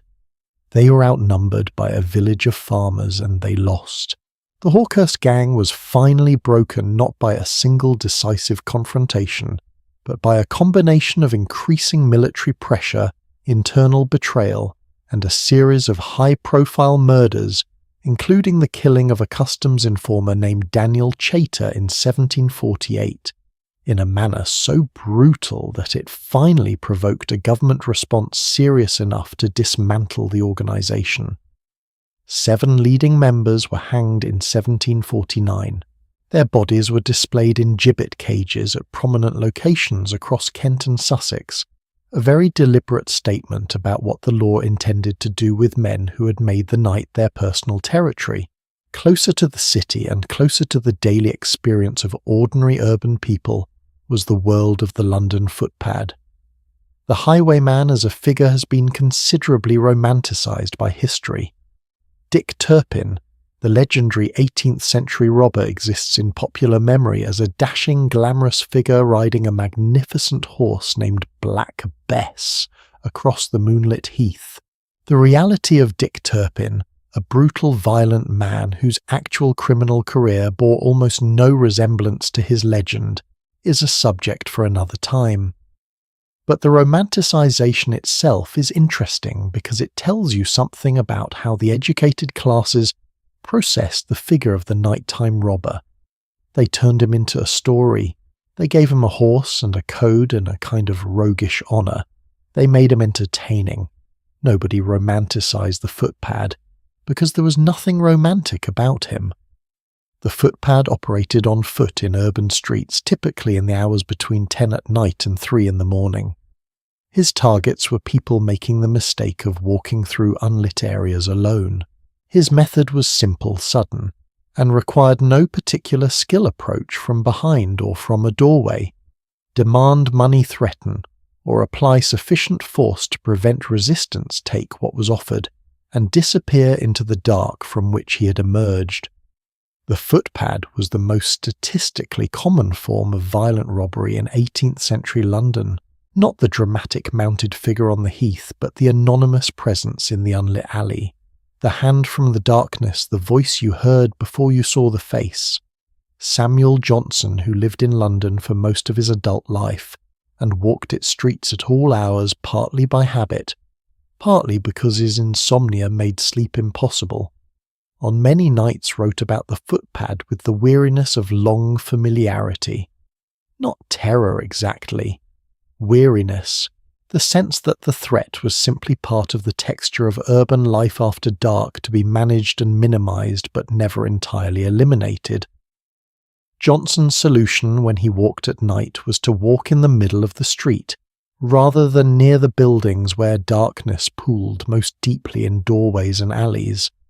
A small adaptation, a practiced spatial awareness, the kind of behavior modification that becomes automatic in people who live long enough with a persistent low-level threat. There is a category of nighttime criminal that I find particularly fascinating from a historical perspective, and that is the cracksman, the specialist housebreaker, who operated with a level of technical skill and advanced planning that set him apart from the opportunistic footpad entirely. The cracksman studied his targets. He visited prospective houses during daylight, sometimes posing as a tradesman or a delivery person, to assess the layout, the quality of the locks, the patterns of the household's movement.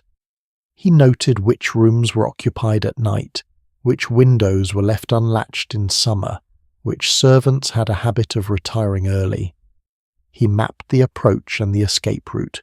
He prepared his tools specifically for the job, and then typically in the hours between midnight and 4 in the morning, when the household was at its deepest point of sleep, he went to work.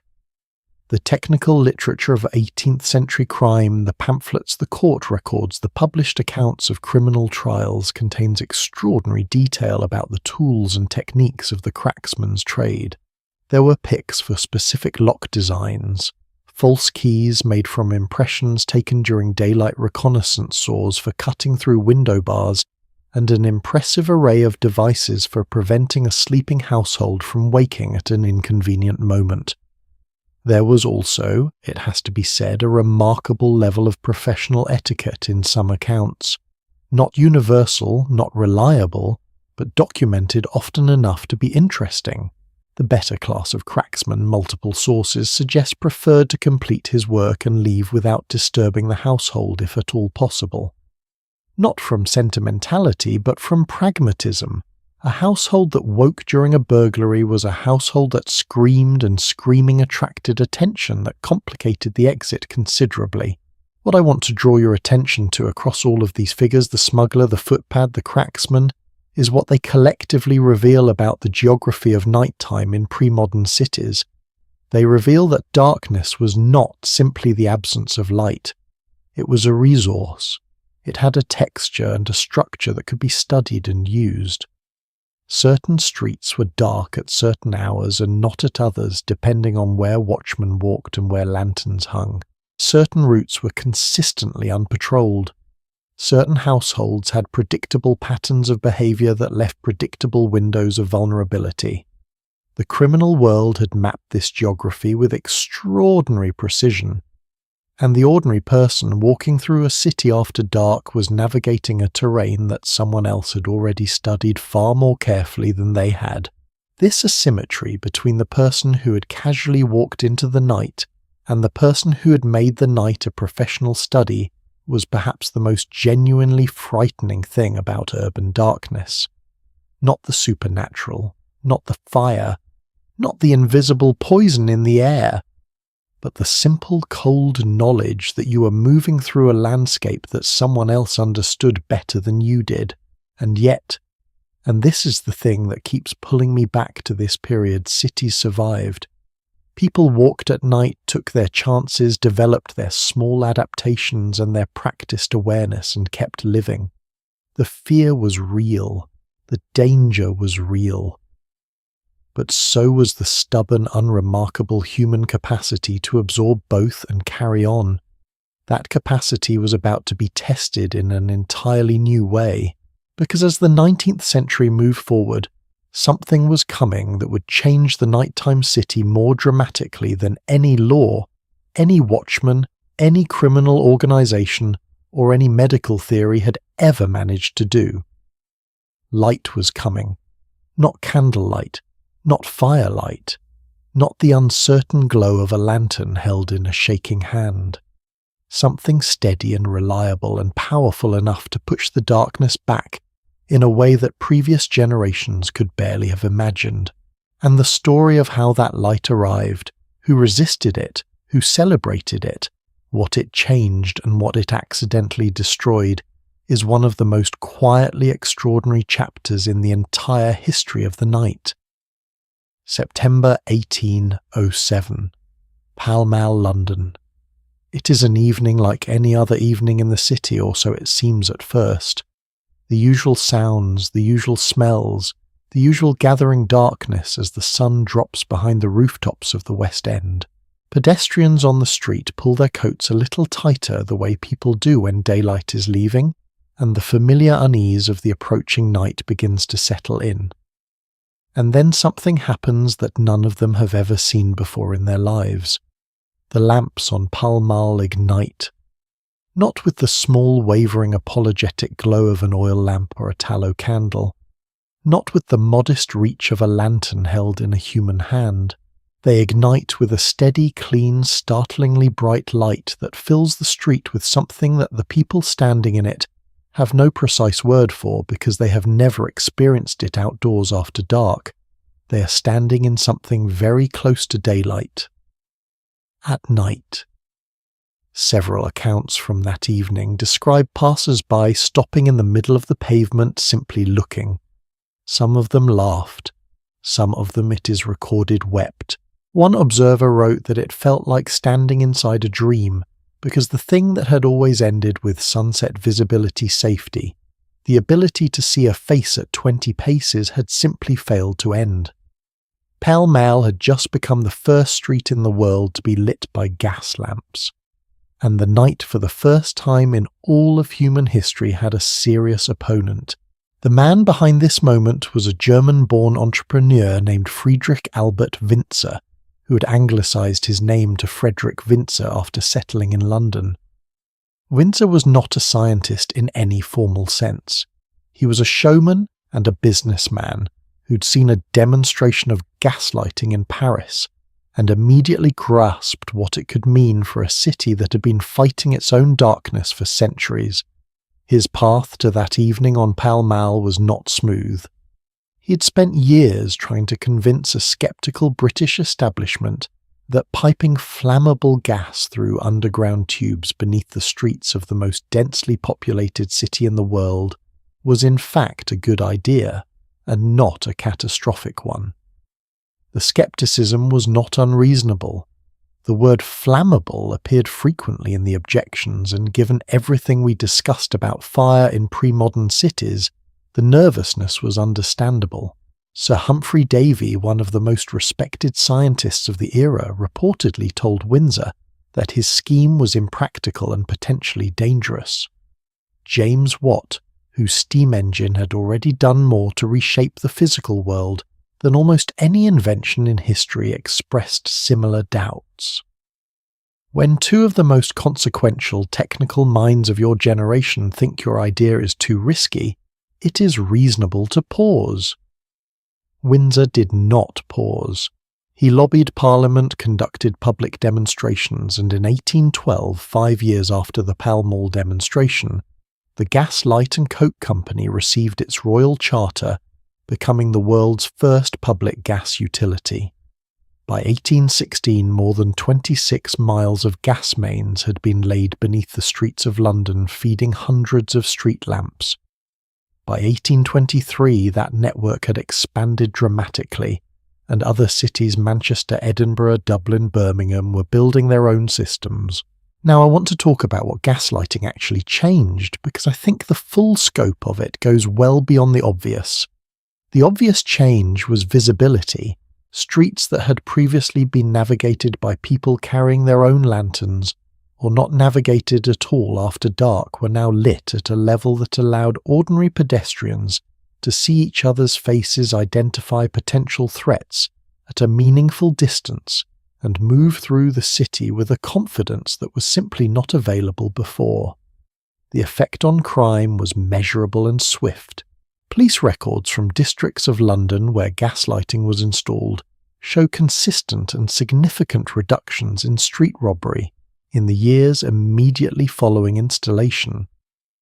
The footpad, whose entire operational model depended on the anonymity of darkness, found his trade substantially disrupted by the simple fact that he could now be seen and identified. Some adapted.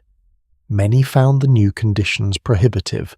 The darkness that had been their professional medium was being systematically taken from them one street at a time, but the changes went deeper than crime statistics, and this is the part that I find most genuinely fascinating. Gaslighting changed what cities were at a fundamental social level. Because for the first time, the city after dark was not simply a diminished, dangerous version of the daytime city. It was a different kind of place entirely, one with its own possibilities and its own pleasures that simply had not existed before. Shops began staying open later. Restaurants and coffee houses extended their hours.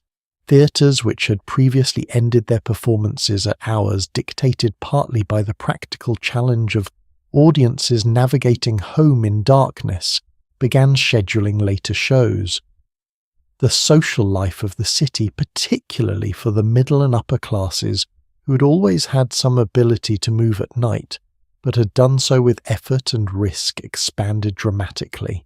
There is a wonderful description from a journalist writing in a London newspaper in the early 1820s, describing the experience of walking down a well-lit gas lamp street on a winter evening and noticing shop windows displaying their goods to passers-by, people pausing to look, conversations happening in the street in a way that had simply not been possible when the same street had been in darkness at the same hour just a few years before.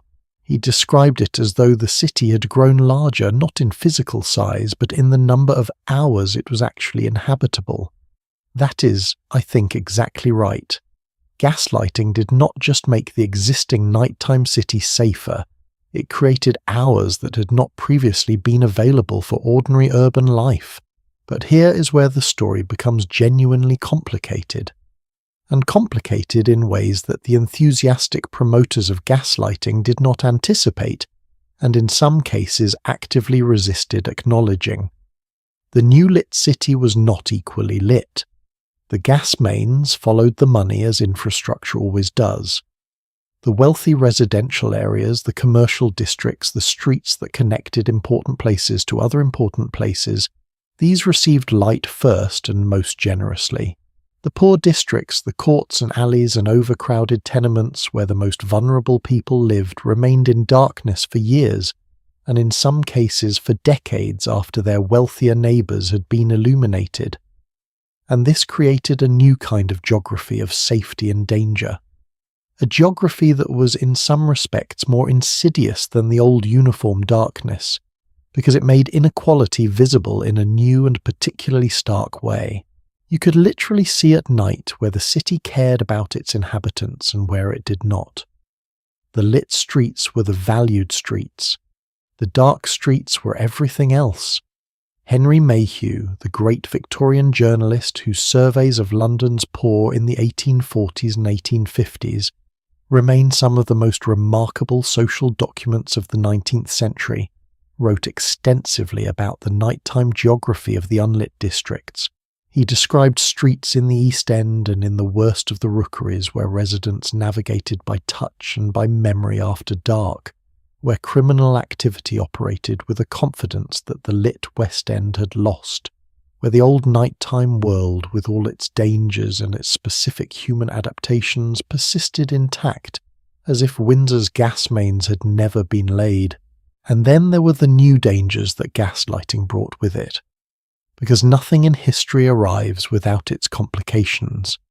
Gas leaks were a genuine and recurring problem throughout the early decades of the gaslighting era. The pipes were cast iron, joined by methods that were reliable under ideal conditions and less reliable under the stresses of a living, shifting city.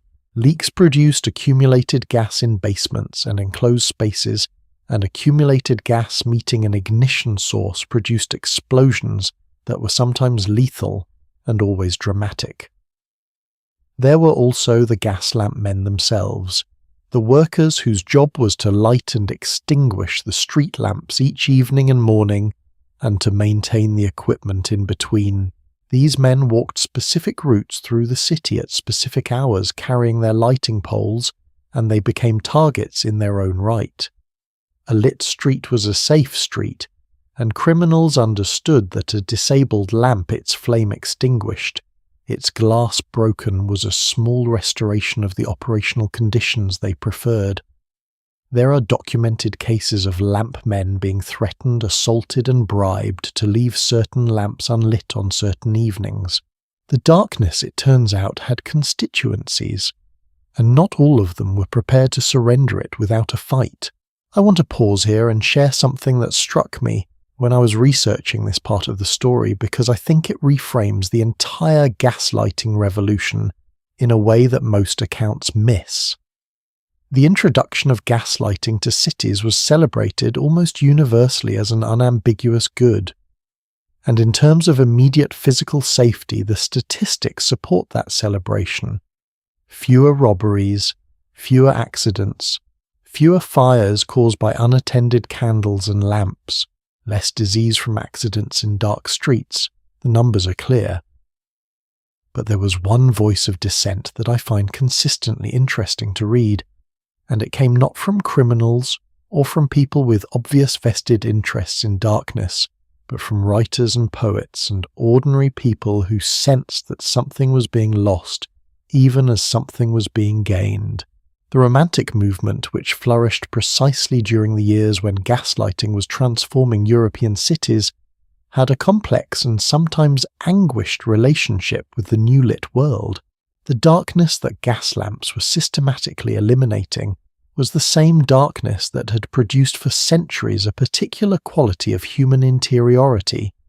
The long evening hours spent in firelight or candlelight, in a kind of gentle semi-darkness that encouraged reflection, conversation, storytelling, the kind of slow and patient attention to inner life that brighter light somehow discouraged.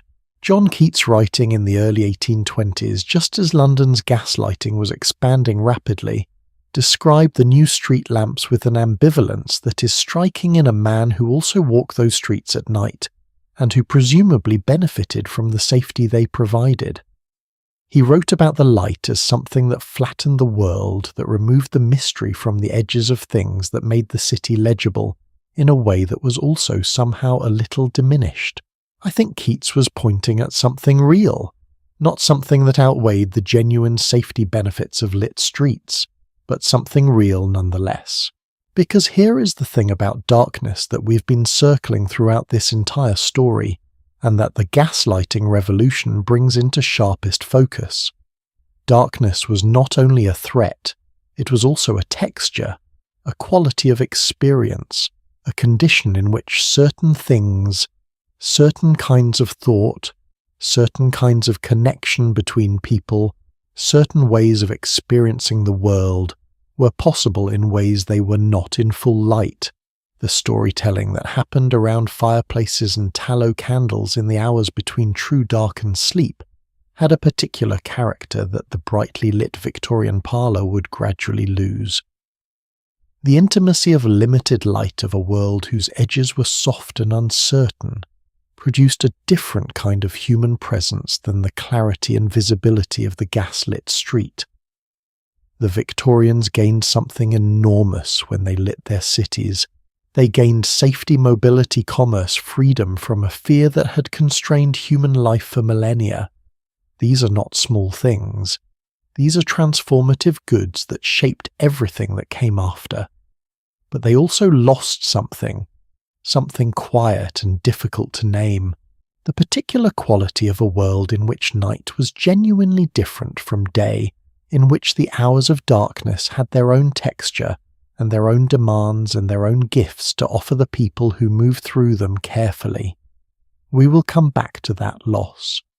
We will give it the full attention it deserves because I think it is one of the most important and least discussed dimensions of this entire story.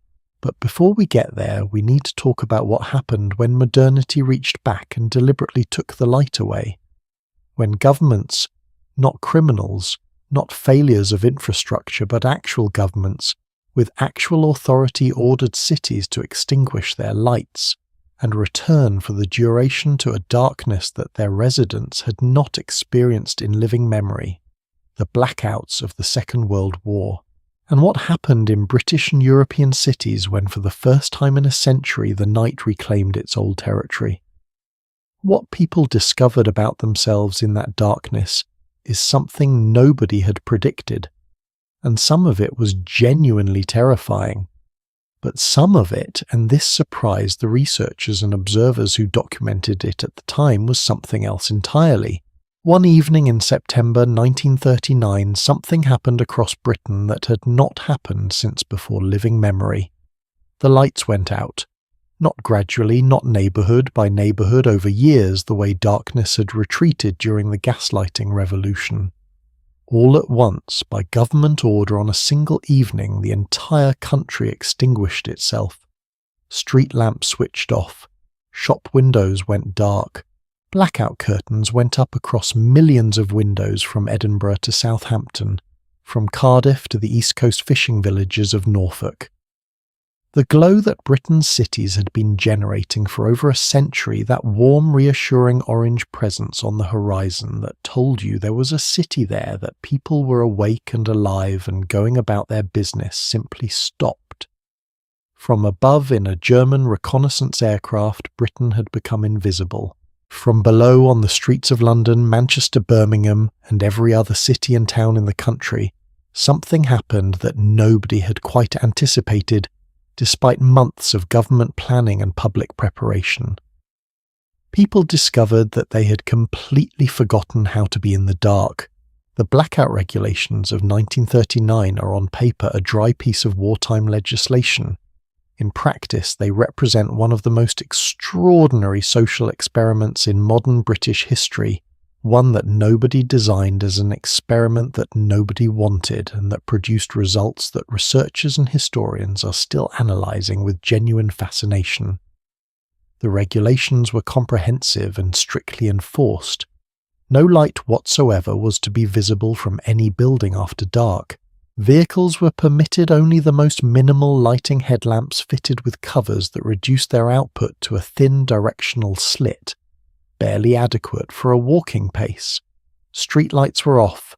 Railway station signs were removed or covered. Even the lit dials of watches and clocks were considered potentially problematic in certain circumstances. Air raid precautions wardens, the ARP wardens, who became figures of both genuine authority and considerable satire during the war years, patrolled the streets with the specific mandate of finding and reporting any light leakage. A thread of light around a blackout curtain, a briefly opened door, a cigarette lit in a doorway.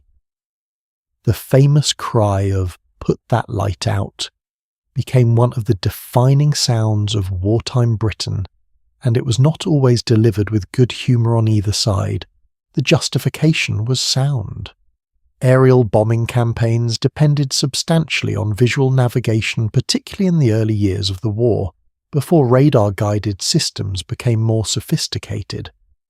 A blacked-out city was genuinely harder to locate and harder to target from above than a lit one. The darkness in this context was a defensive weapon, perhaps the only defensive weapon that ordinary civilians could participate in directly. But what happened on the ground in those newly darkened streets was something that the planners had not fully modelled.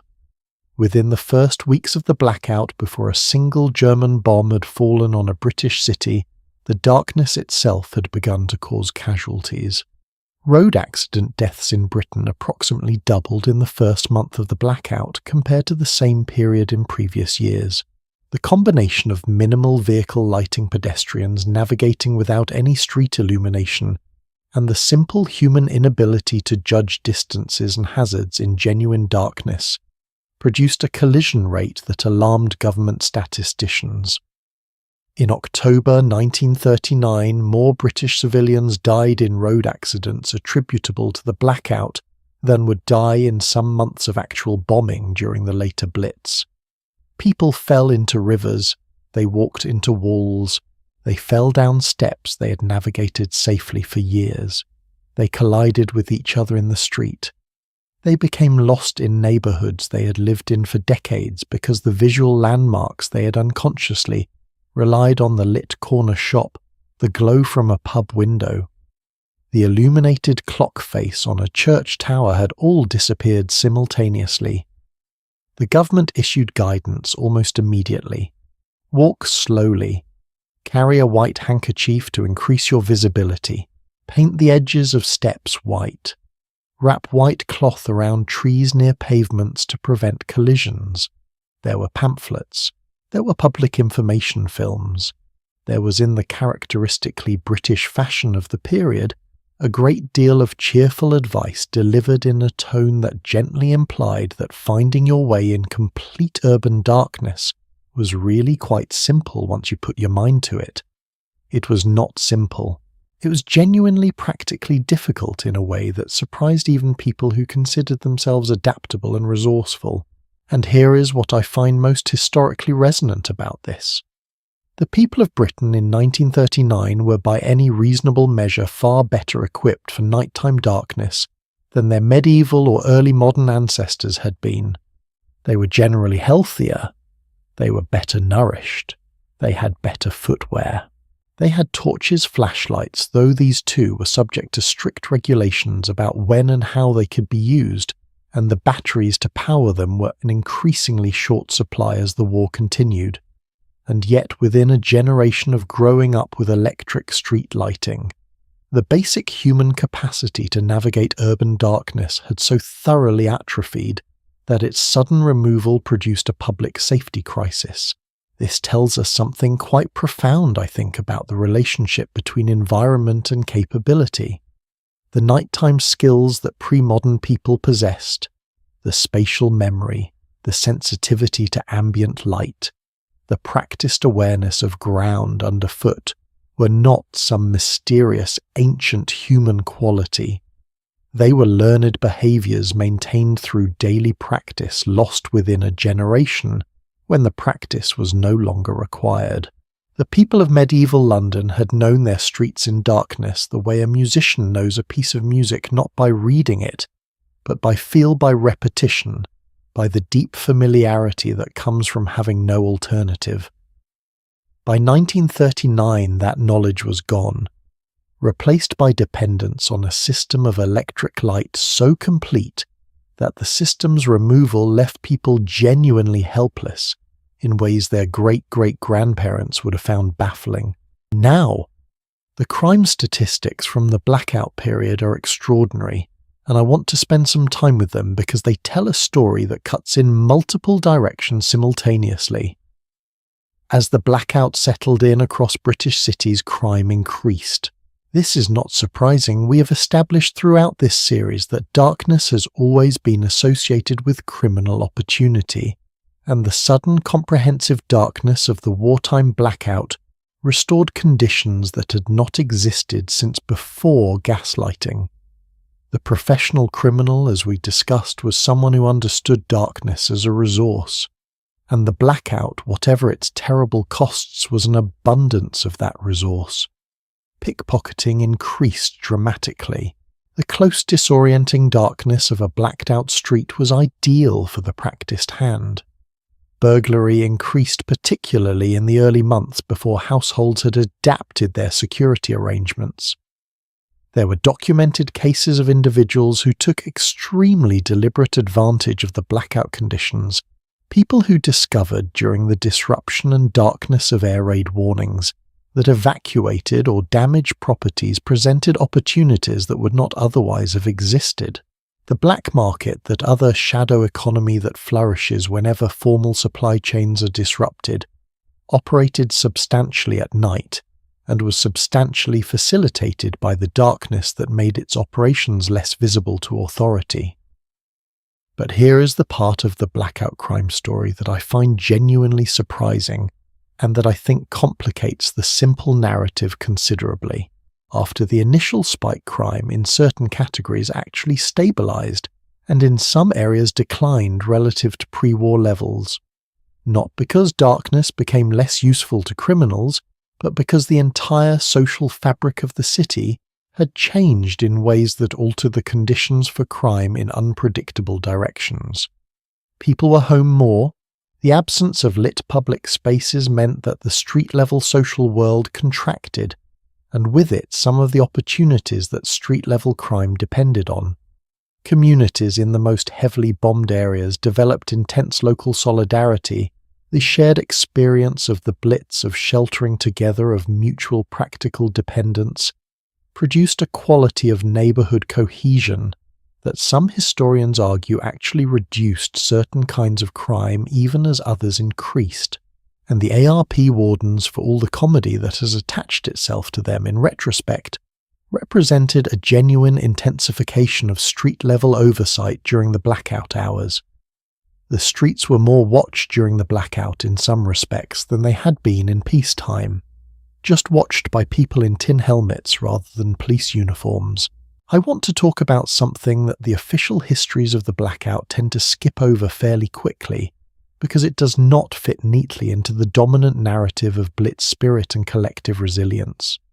A significant number of people found the blackout genuinely psychologically damaging.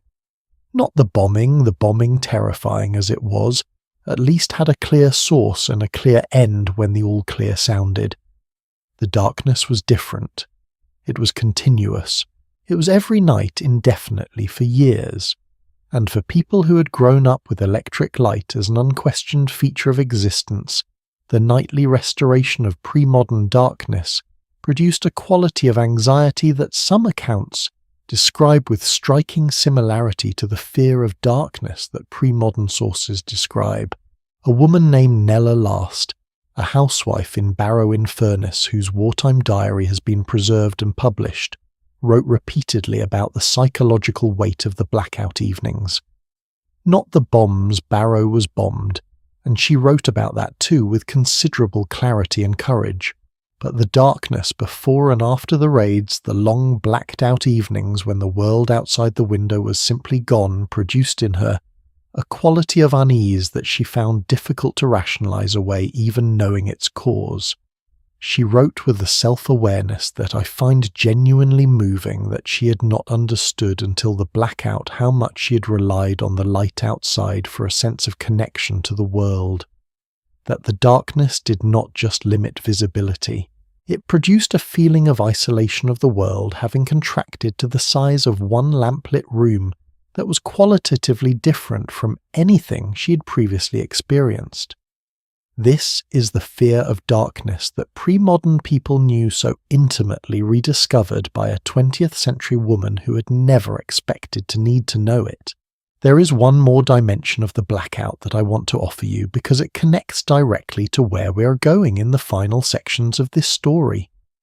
Several observers during the war years noted something that they described with a mixture of wonder and melancholy. On clear nights, particularly in the earlier months of the blackout before the bombers came regularly, the skies above British cities were visible in a way that they had not been for decades. The stars were back, not metaphorically, literally. The persistent glow of electric light that had been washing out the night sky for generations, what we now call light pollution, was gone.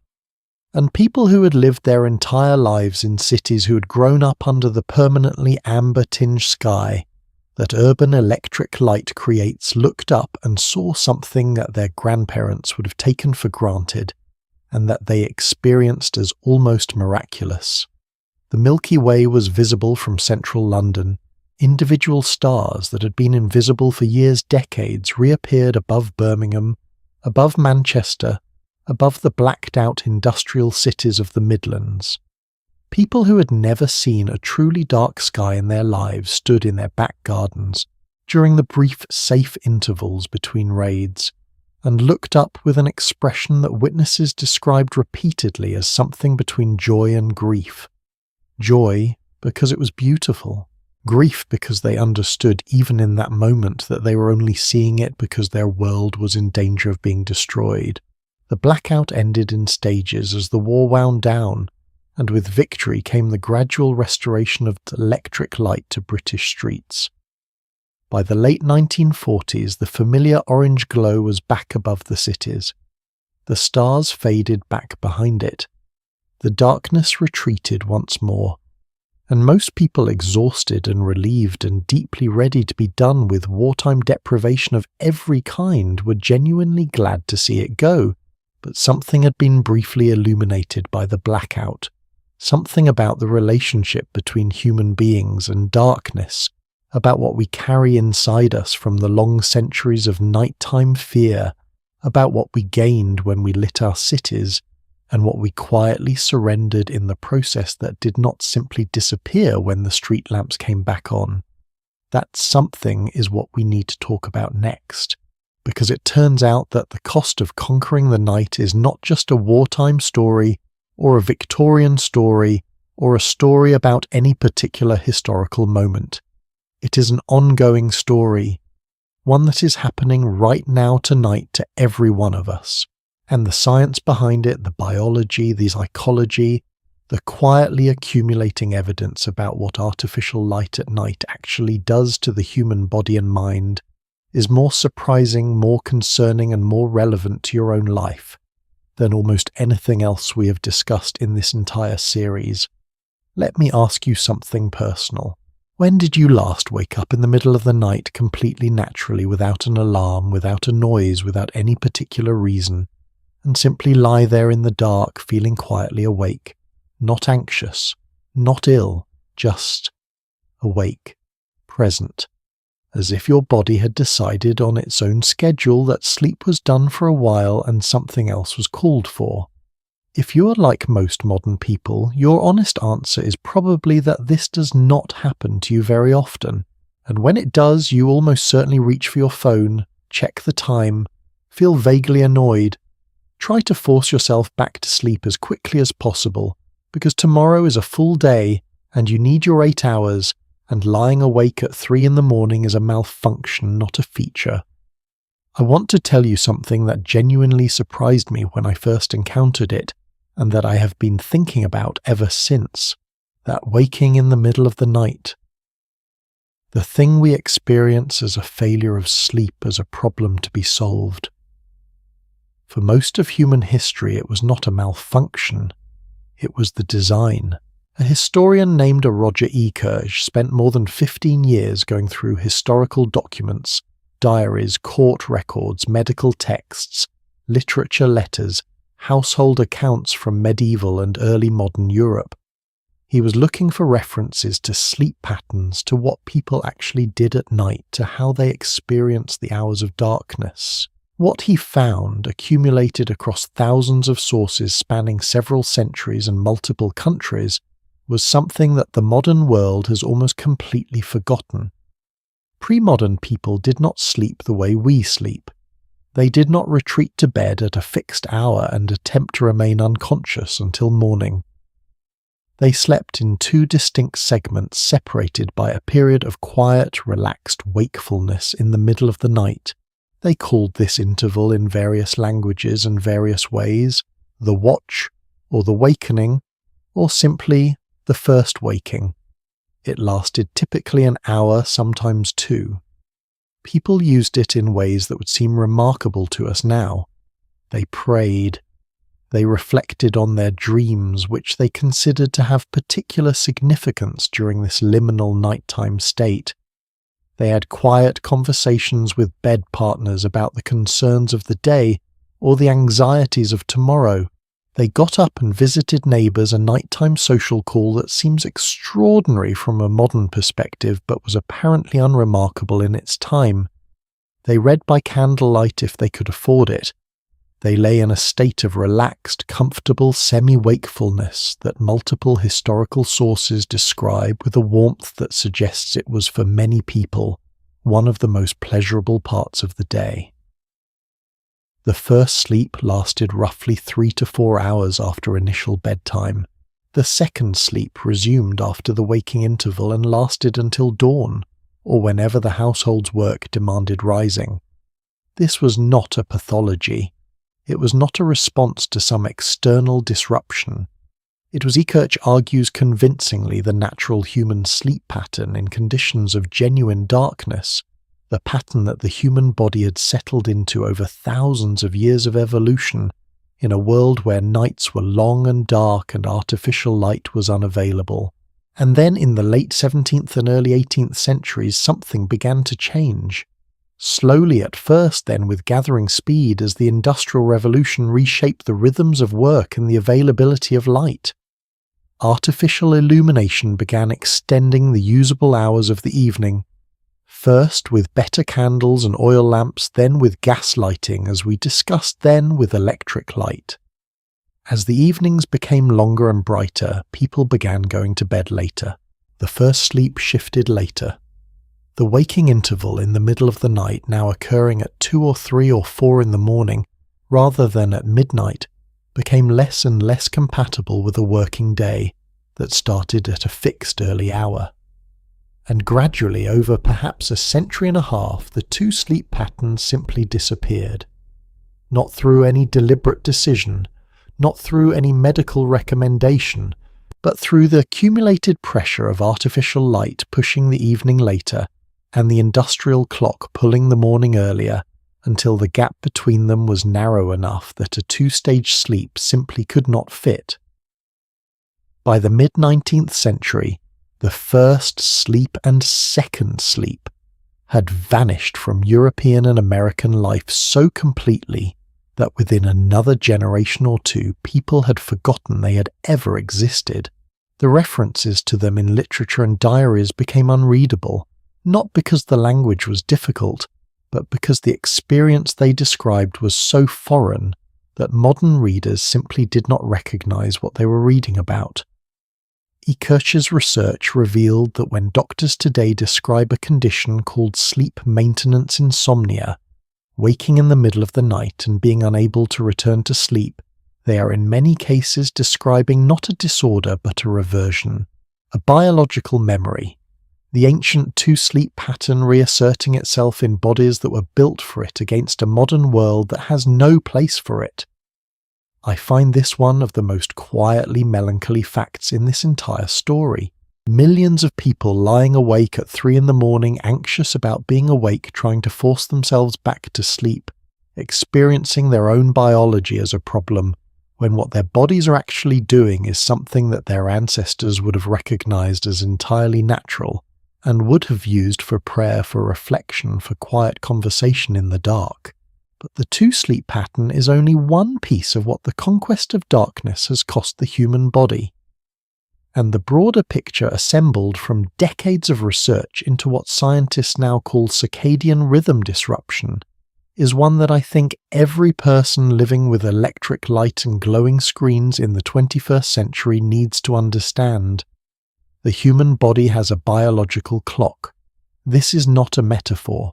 It is a genuine molecular mechanism present in virtually every cell in the body that runs on roughly a 24-hour cycle and governs an extraordinary range of physiological processes: body temperature, hormone production, immune function, cell repair, cognitive performance, appetite, regulation, mood. All of these are timed, coordinated, synchronized to the cycle of day and night by the body's circadian system, the primary signal that keeps this system calibrated, the input that tells your body whether it is day or night, and therefore which processes should be active and which should be dormant, is light. Specifically blue wavelength light, the kind that predominates in natural daylight. And that is also by a coincidence that the human body had no way to anticipate the kind of light produced in large quantities by the LED screens that most modern people look at for several hours every evening. When your eyes receive blue wavelength light, the circadian system interprets this as a signal that it is daytime. It suppresses the production of melatonin, the hormone that initiates and maintains sleep. It elevates cortisol, a stress hormone associated with alertness. It shifts the body's internal clock forward in time, effectively telling your biology that the sun is up, even when it is 11 at night, and you're lying in bed watching a video on your phone. This is not a theory. This is documented, replicated, peer-reviewed science. The research literature on artificial light at night and circadian disruption is enormous, consistent, and growing. Now, what does this actually do to people? The short answer is considerably more than most of us realize, and the accumulating evidence is genuinely sobering. Disrupted circadian rhythms are associated in the research literature with an impressive and rather alarming range of health outcomes. Impaired immune function, the body's cellular repair processes which run most intensively during specific stages of sleep, are interrupted when sleep is shortened or fragmented. Metabolic disruption. The hormones that regulate appetite and blood sugar operate on circadian schedules, and when those schedules are disordered, the downstream effects include increased risk of metabolic conditions. Cardiovascular strain blood pressure follows a circadian rhythm with characteristic nighttime dipping that allows the cardiovascular system to rest. Artificial light disruption can flatten this dip in ways that researchers associate with increased cardiovascular risk over time. And perhaps most relevant to the theme of this entire series, mood and cognitive function, the relationship between sleep quality and mental health is not a soft impressionistic one. It is measurable, consistent, and bidirectional. Poor sleep makes mood disorders worse. Mood disorders make sleep worse. Circadian disruption appears to interact with both in ways that researchers are still unraveling, but the basic direction of the effect is not in doubt. I want to be careful here because I am not a doctor, and I am not in the business of making anyone anxious about their health at this particular hour of the evening, which would be somewhat ironic given the context. But I think the science is important enough to sit with honestly, rather than to soften into comfortable vagueness. The people who do the most extreme version of this night shift workers, people whose work schedules require them to be awake and active during the hours when the body's circadian system is most insistently signaling for sleep, show in the research literature elevated risks across a range of health outcomes that is striking in its breadth. The World Health Organization classified night shift work as a probable carcinogen in 2007 based on accumulated evidence about the relationship between circadian disruption and certain cancers. That classification remains controversial, and I want to acknowledge that the science here is genuinely complex. But the fact that it is on the table at all tells you something about the seriousness with which researchers are taking this question. And here is what connects this back to everything we have been discussing throughout this entire story. The fear of night that drove centuries of human behavior, the curfew bells, the night watch, the sealed windows against the bad air, the elaborate protections against everything that moved in the darkness was a fear of the external dangers of nighttime, of criminals and fire and disease and whatever moved in the dark beyond the firelight. What the science of circadian biology reveals is that we have an internal nighttime, a biological darkness built into the architecture of every cell in the human body that needs to be honored in ways that our brilliantly lit modern world makes increasingly difficult. The ancestors who feared the night were responding to real dangers outside them. We're only beginning to understand the dangers that come from treating the night as something to be eliminated entirely from flooding our evenings with the same spectrum of light that tells our bodies it is perpetually noon, from compressing sleep into whatever hours remain after the illuminated evening is done, from losing the two-sleep rhythm and the quiet middle night wakefulness, and the particular quality of darkness that the human body evolved alongside for millions of years. I want to offer you something from a completely different angle here, because I think it adds a dimension to this story that pure biology cannot provide. There is a Japanese practice called forest bathing, Shinrin-yoku, that emerged in the 1980s as a formal health recommendation and has since accumulated a substantial research base supporting its physiological benefits. The practice is essentially what it sounds like: spending time in natural environments, moving slowly, paying attention to sensory experience. What is less often discussed in Western accounts of this practice is its nighttime dimension. In traditional Japanese culture, the night forest, the experience of genuine natural darkness with its sounds and its absence of visual distraction, and its particular quality of presence, was understood as having its own restorative value, distinct from and complementary to the daytime forest experience. This resonates with something that turns up in the accounts of people who have experienced genuine darkness, not the wartime blackout with its anxiety, but chosen peaceful darkness in natural environments.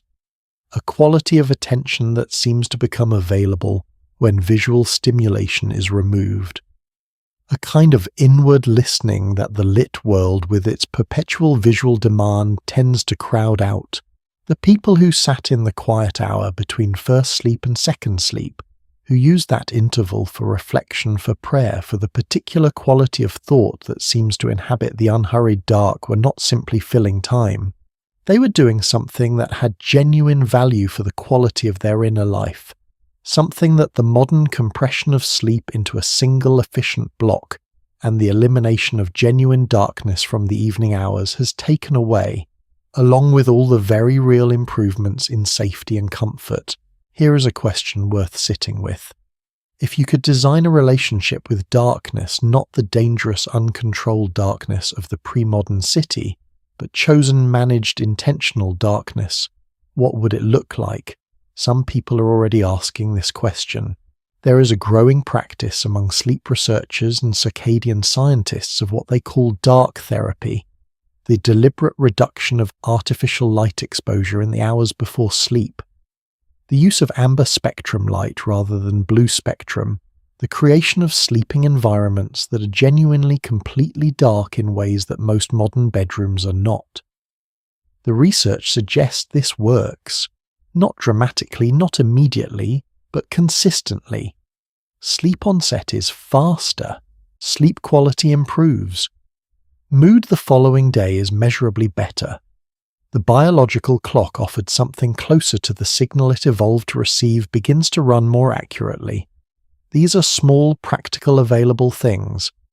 Not a return to tallow candles and the fear of what moves in the dark, but an acknowledgement that the darkness the human body needs is not the same as the darkness that history made so dangerous, and that the conquest of one did not require the elimination of the other. We have come a long way together in this story. From the total encompassing darkness of a medieval village lane, to the blacked-out streets of wartime London, to the blue-lit bedroom of a 21st century night. From the curfew bell to the gas lamp to the LED screen. And in all of it, one thread has run consistently through every chapter. The night has always been something that human beings have had to negotiate. Sometimes with fear, sometimes with courage, sometimes with creativity, sometimes with terrible cost. But never in any era something that could simply be ignored. There is one final chapter to this story, and it is the one that brings everything together: the history, the biology, the fear, the loss, and the question of what we might choose to do differently now that we know what we know. What we lost when we conquered the night, and whether any of it can be recovered. That is where we are headed now, and I think it is the most important part of everything we have discussed.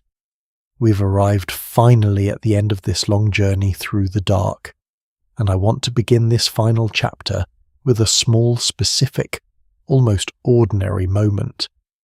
Because I think it captures something that all the history and all the science and all the fear we have discussed together cannot quite reach on their own.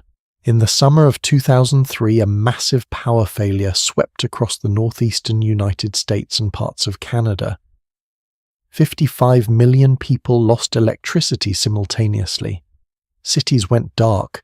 Traffic lights stopped. Refrigerators fell silent. and in New York City, one of the most relentlessly permanently illuminated places on the surface of the earth, something happened that thousands of people later described with a mixture of wonder and emotion that surprised even them. They saw the stars, not just a few stars, the full sky, the Milky Way arching over Manhattan, visible for the first time in living memory for most of the people standing in the streets looking up at it. People who had lived in New York for decades, who had never seen this sky above their city, who had not known it was there.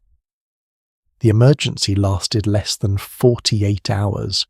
The lights came back. The sky disappeared behind its familiar amber ceiling of light pollution. Life resumed exactly as before, but something about that brief window stayed with people. The accounts collected afterward describe it consistently, not just as a pretty sight, but as something that felt like a recognition, like being reminded of something important that they had not known, they had forgotten. I've been thinking about that moment throughout the writing of this series because I think it contains the essential question that everything we have discussed is really pointing toward. What did we lose when we conquered the night? And the honest answer, the one that history and biology and the accumulated human record of 10,000 years all seem to be converging on, is that we lost several things. Some of them we are better off without, some of them we gave away without fully understanding their value, and some of them, it turns out, our bodies are still quietly trying to reclaim. Let's begin with what we are genuinely, unambiguously better off without. The darkness that terrified our ancestors was in very large part the darkness of helplessness, the darkness in which a fire starting at 2 a.m. could consume a city before anyone could organize a meaningful response, the darkness in which a footpad could approach you from behind and you would have no warning until his hands were on you, the darkness in which the body of someone you loved could be removed from their grave before you even knew it had happened, the darkness in which a community's grief and fear could curdle into vampire panics and werewolf trials that cost innocent lives. That darkness was not romantic. It was not a source of wisdom or depth or spiritual richness. It was a condition of genuine practical danger that constrained human life in ways that caused immeasurable suffering across centuries. The gas lamp, the electric light, the organized emergency services, the professional police force, the medical understanding of disease, these things did not just make the night more comfortable. They made it survivable in ways it frequently was not before. They reduced suffering on a scale that is difficult to fully calculate, but that any honest assessment of history must acknowledge as one of the genuine achievements of human civilization. I want to be clear about this. I am not about to tell you that we should go back to tallow candles and curfew bells. That would be both wrong and frankly quite dangerous advice.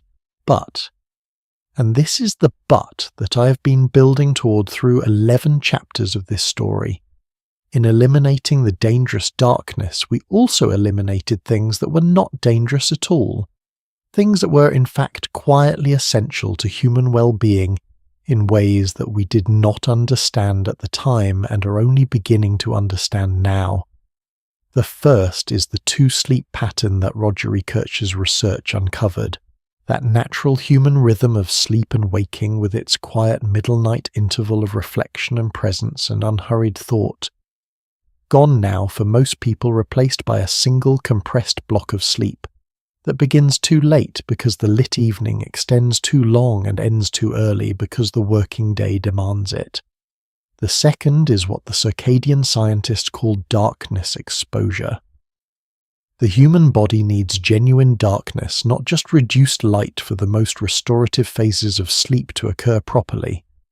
The bedroom that is never truly dark, threaded with the glow of phone chargers and standby lights, and the ambient orange of street lamps coming through curtains, is a bedroom in which the body's biological clock receives a constant low-level signal that it is not entirely night, and the cumulative effect of that signal, sustained over years and decades, is one that the research literature is still mapping, but that appears to be considerably more significant than most people realize.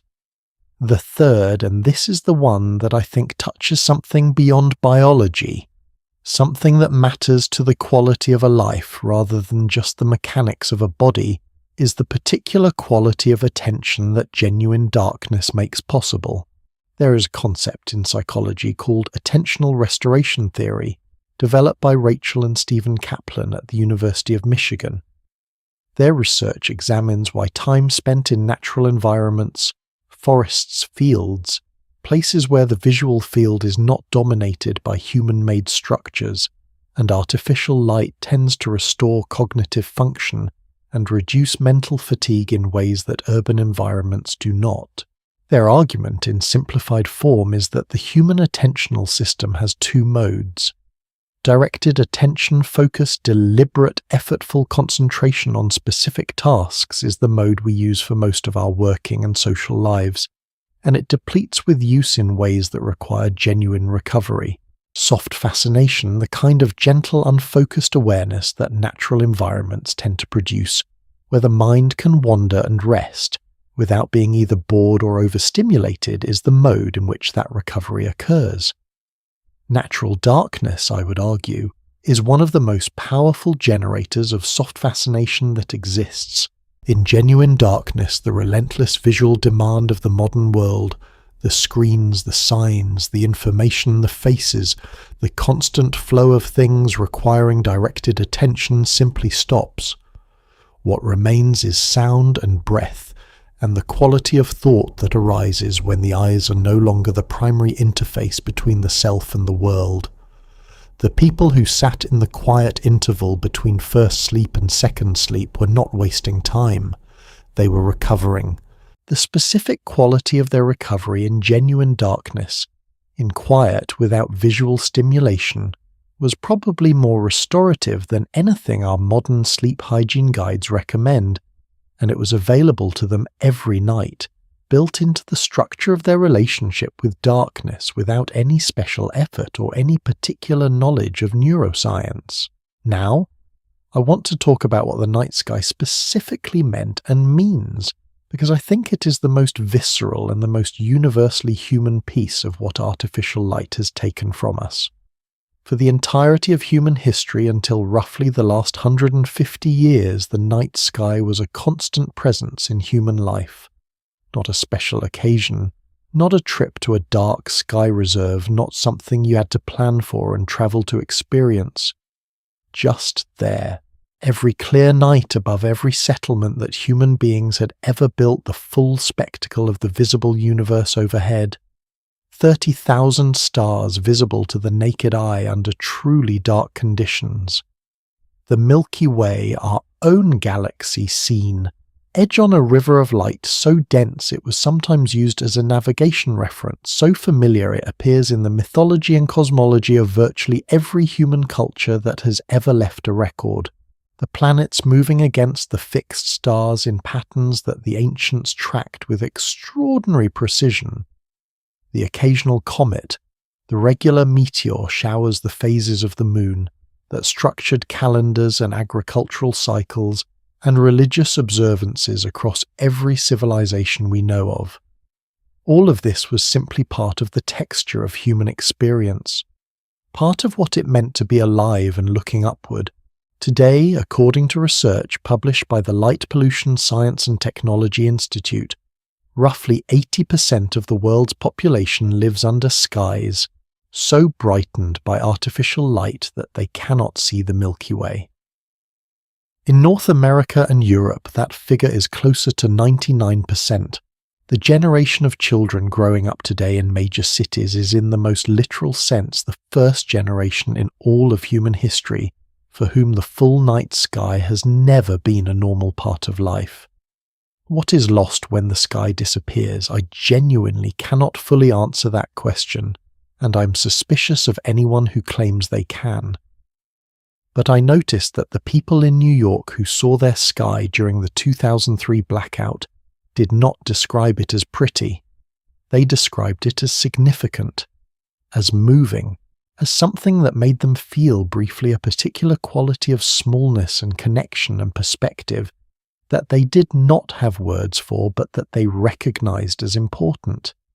That recognition, that wordless immediate response to the full dark sky is, I believe, something genuinely ancient in the human nervous system. Something that was calibrated over evolutionary time to respond to that specific stimulus. Something that our brilliantly lit modern world has made for most people almost entirely inaccessible. And yet, here is what I want to leave you with, because I do not want this story to end in pure elegy for what has been lost.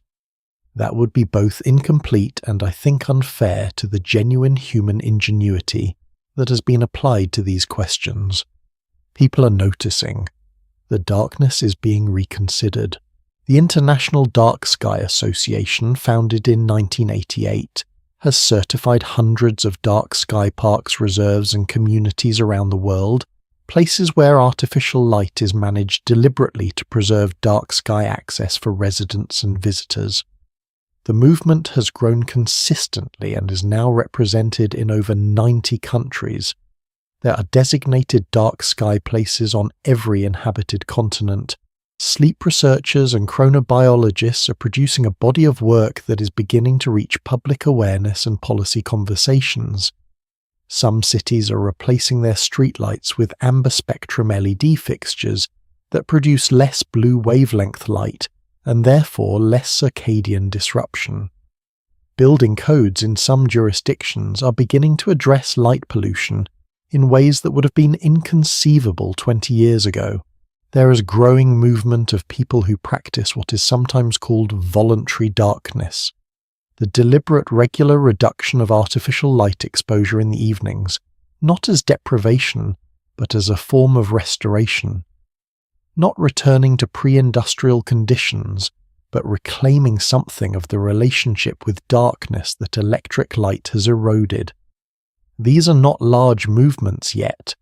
They are early and tentative and working against enormous economic and cultural inertia, but they represent something I find genuinely hopeful, the recognition that we have the capacity to choose a more considered relationship with the night, now that we understand more clearly what an unconsidered one has cost us.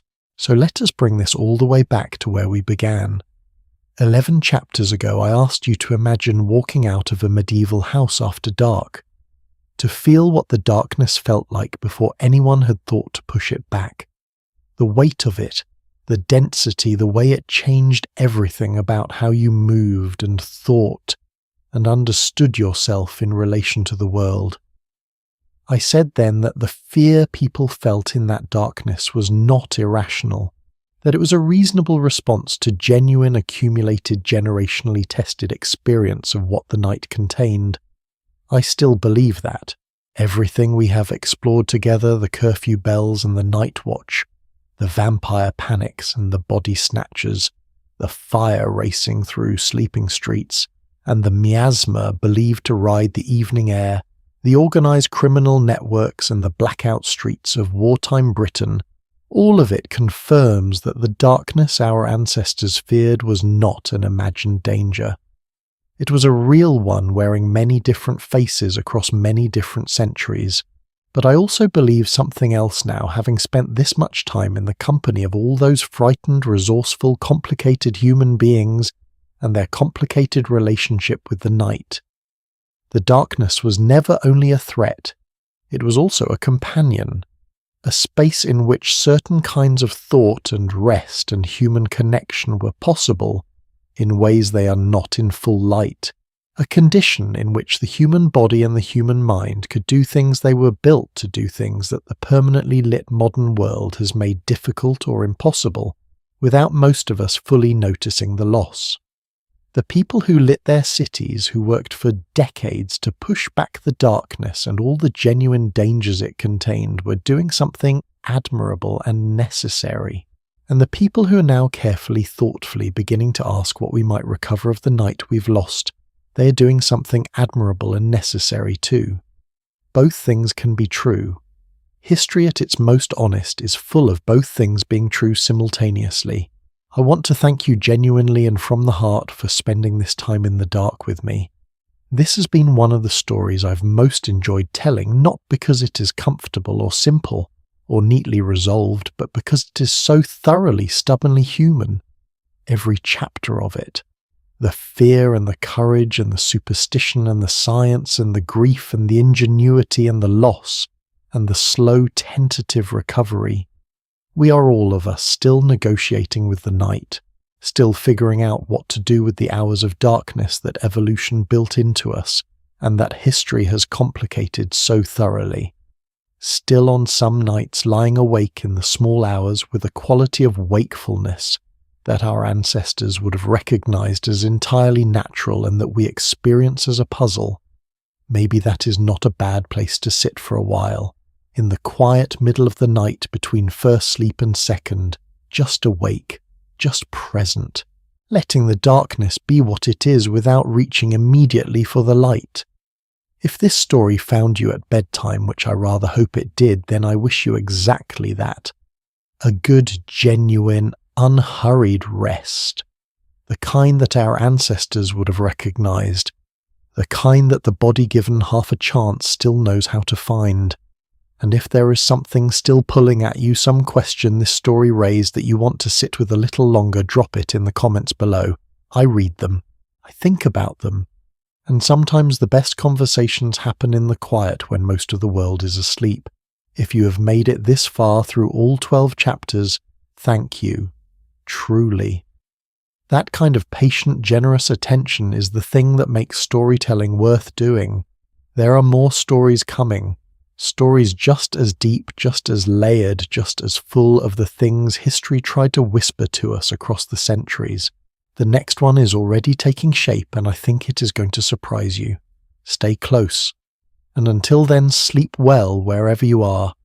The dark is not as frightening as it used to be, and that when you think about it, is one of the quiet miracles of the world we have made together.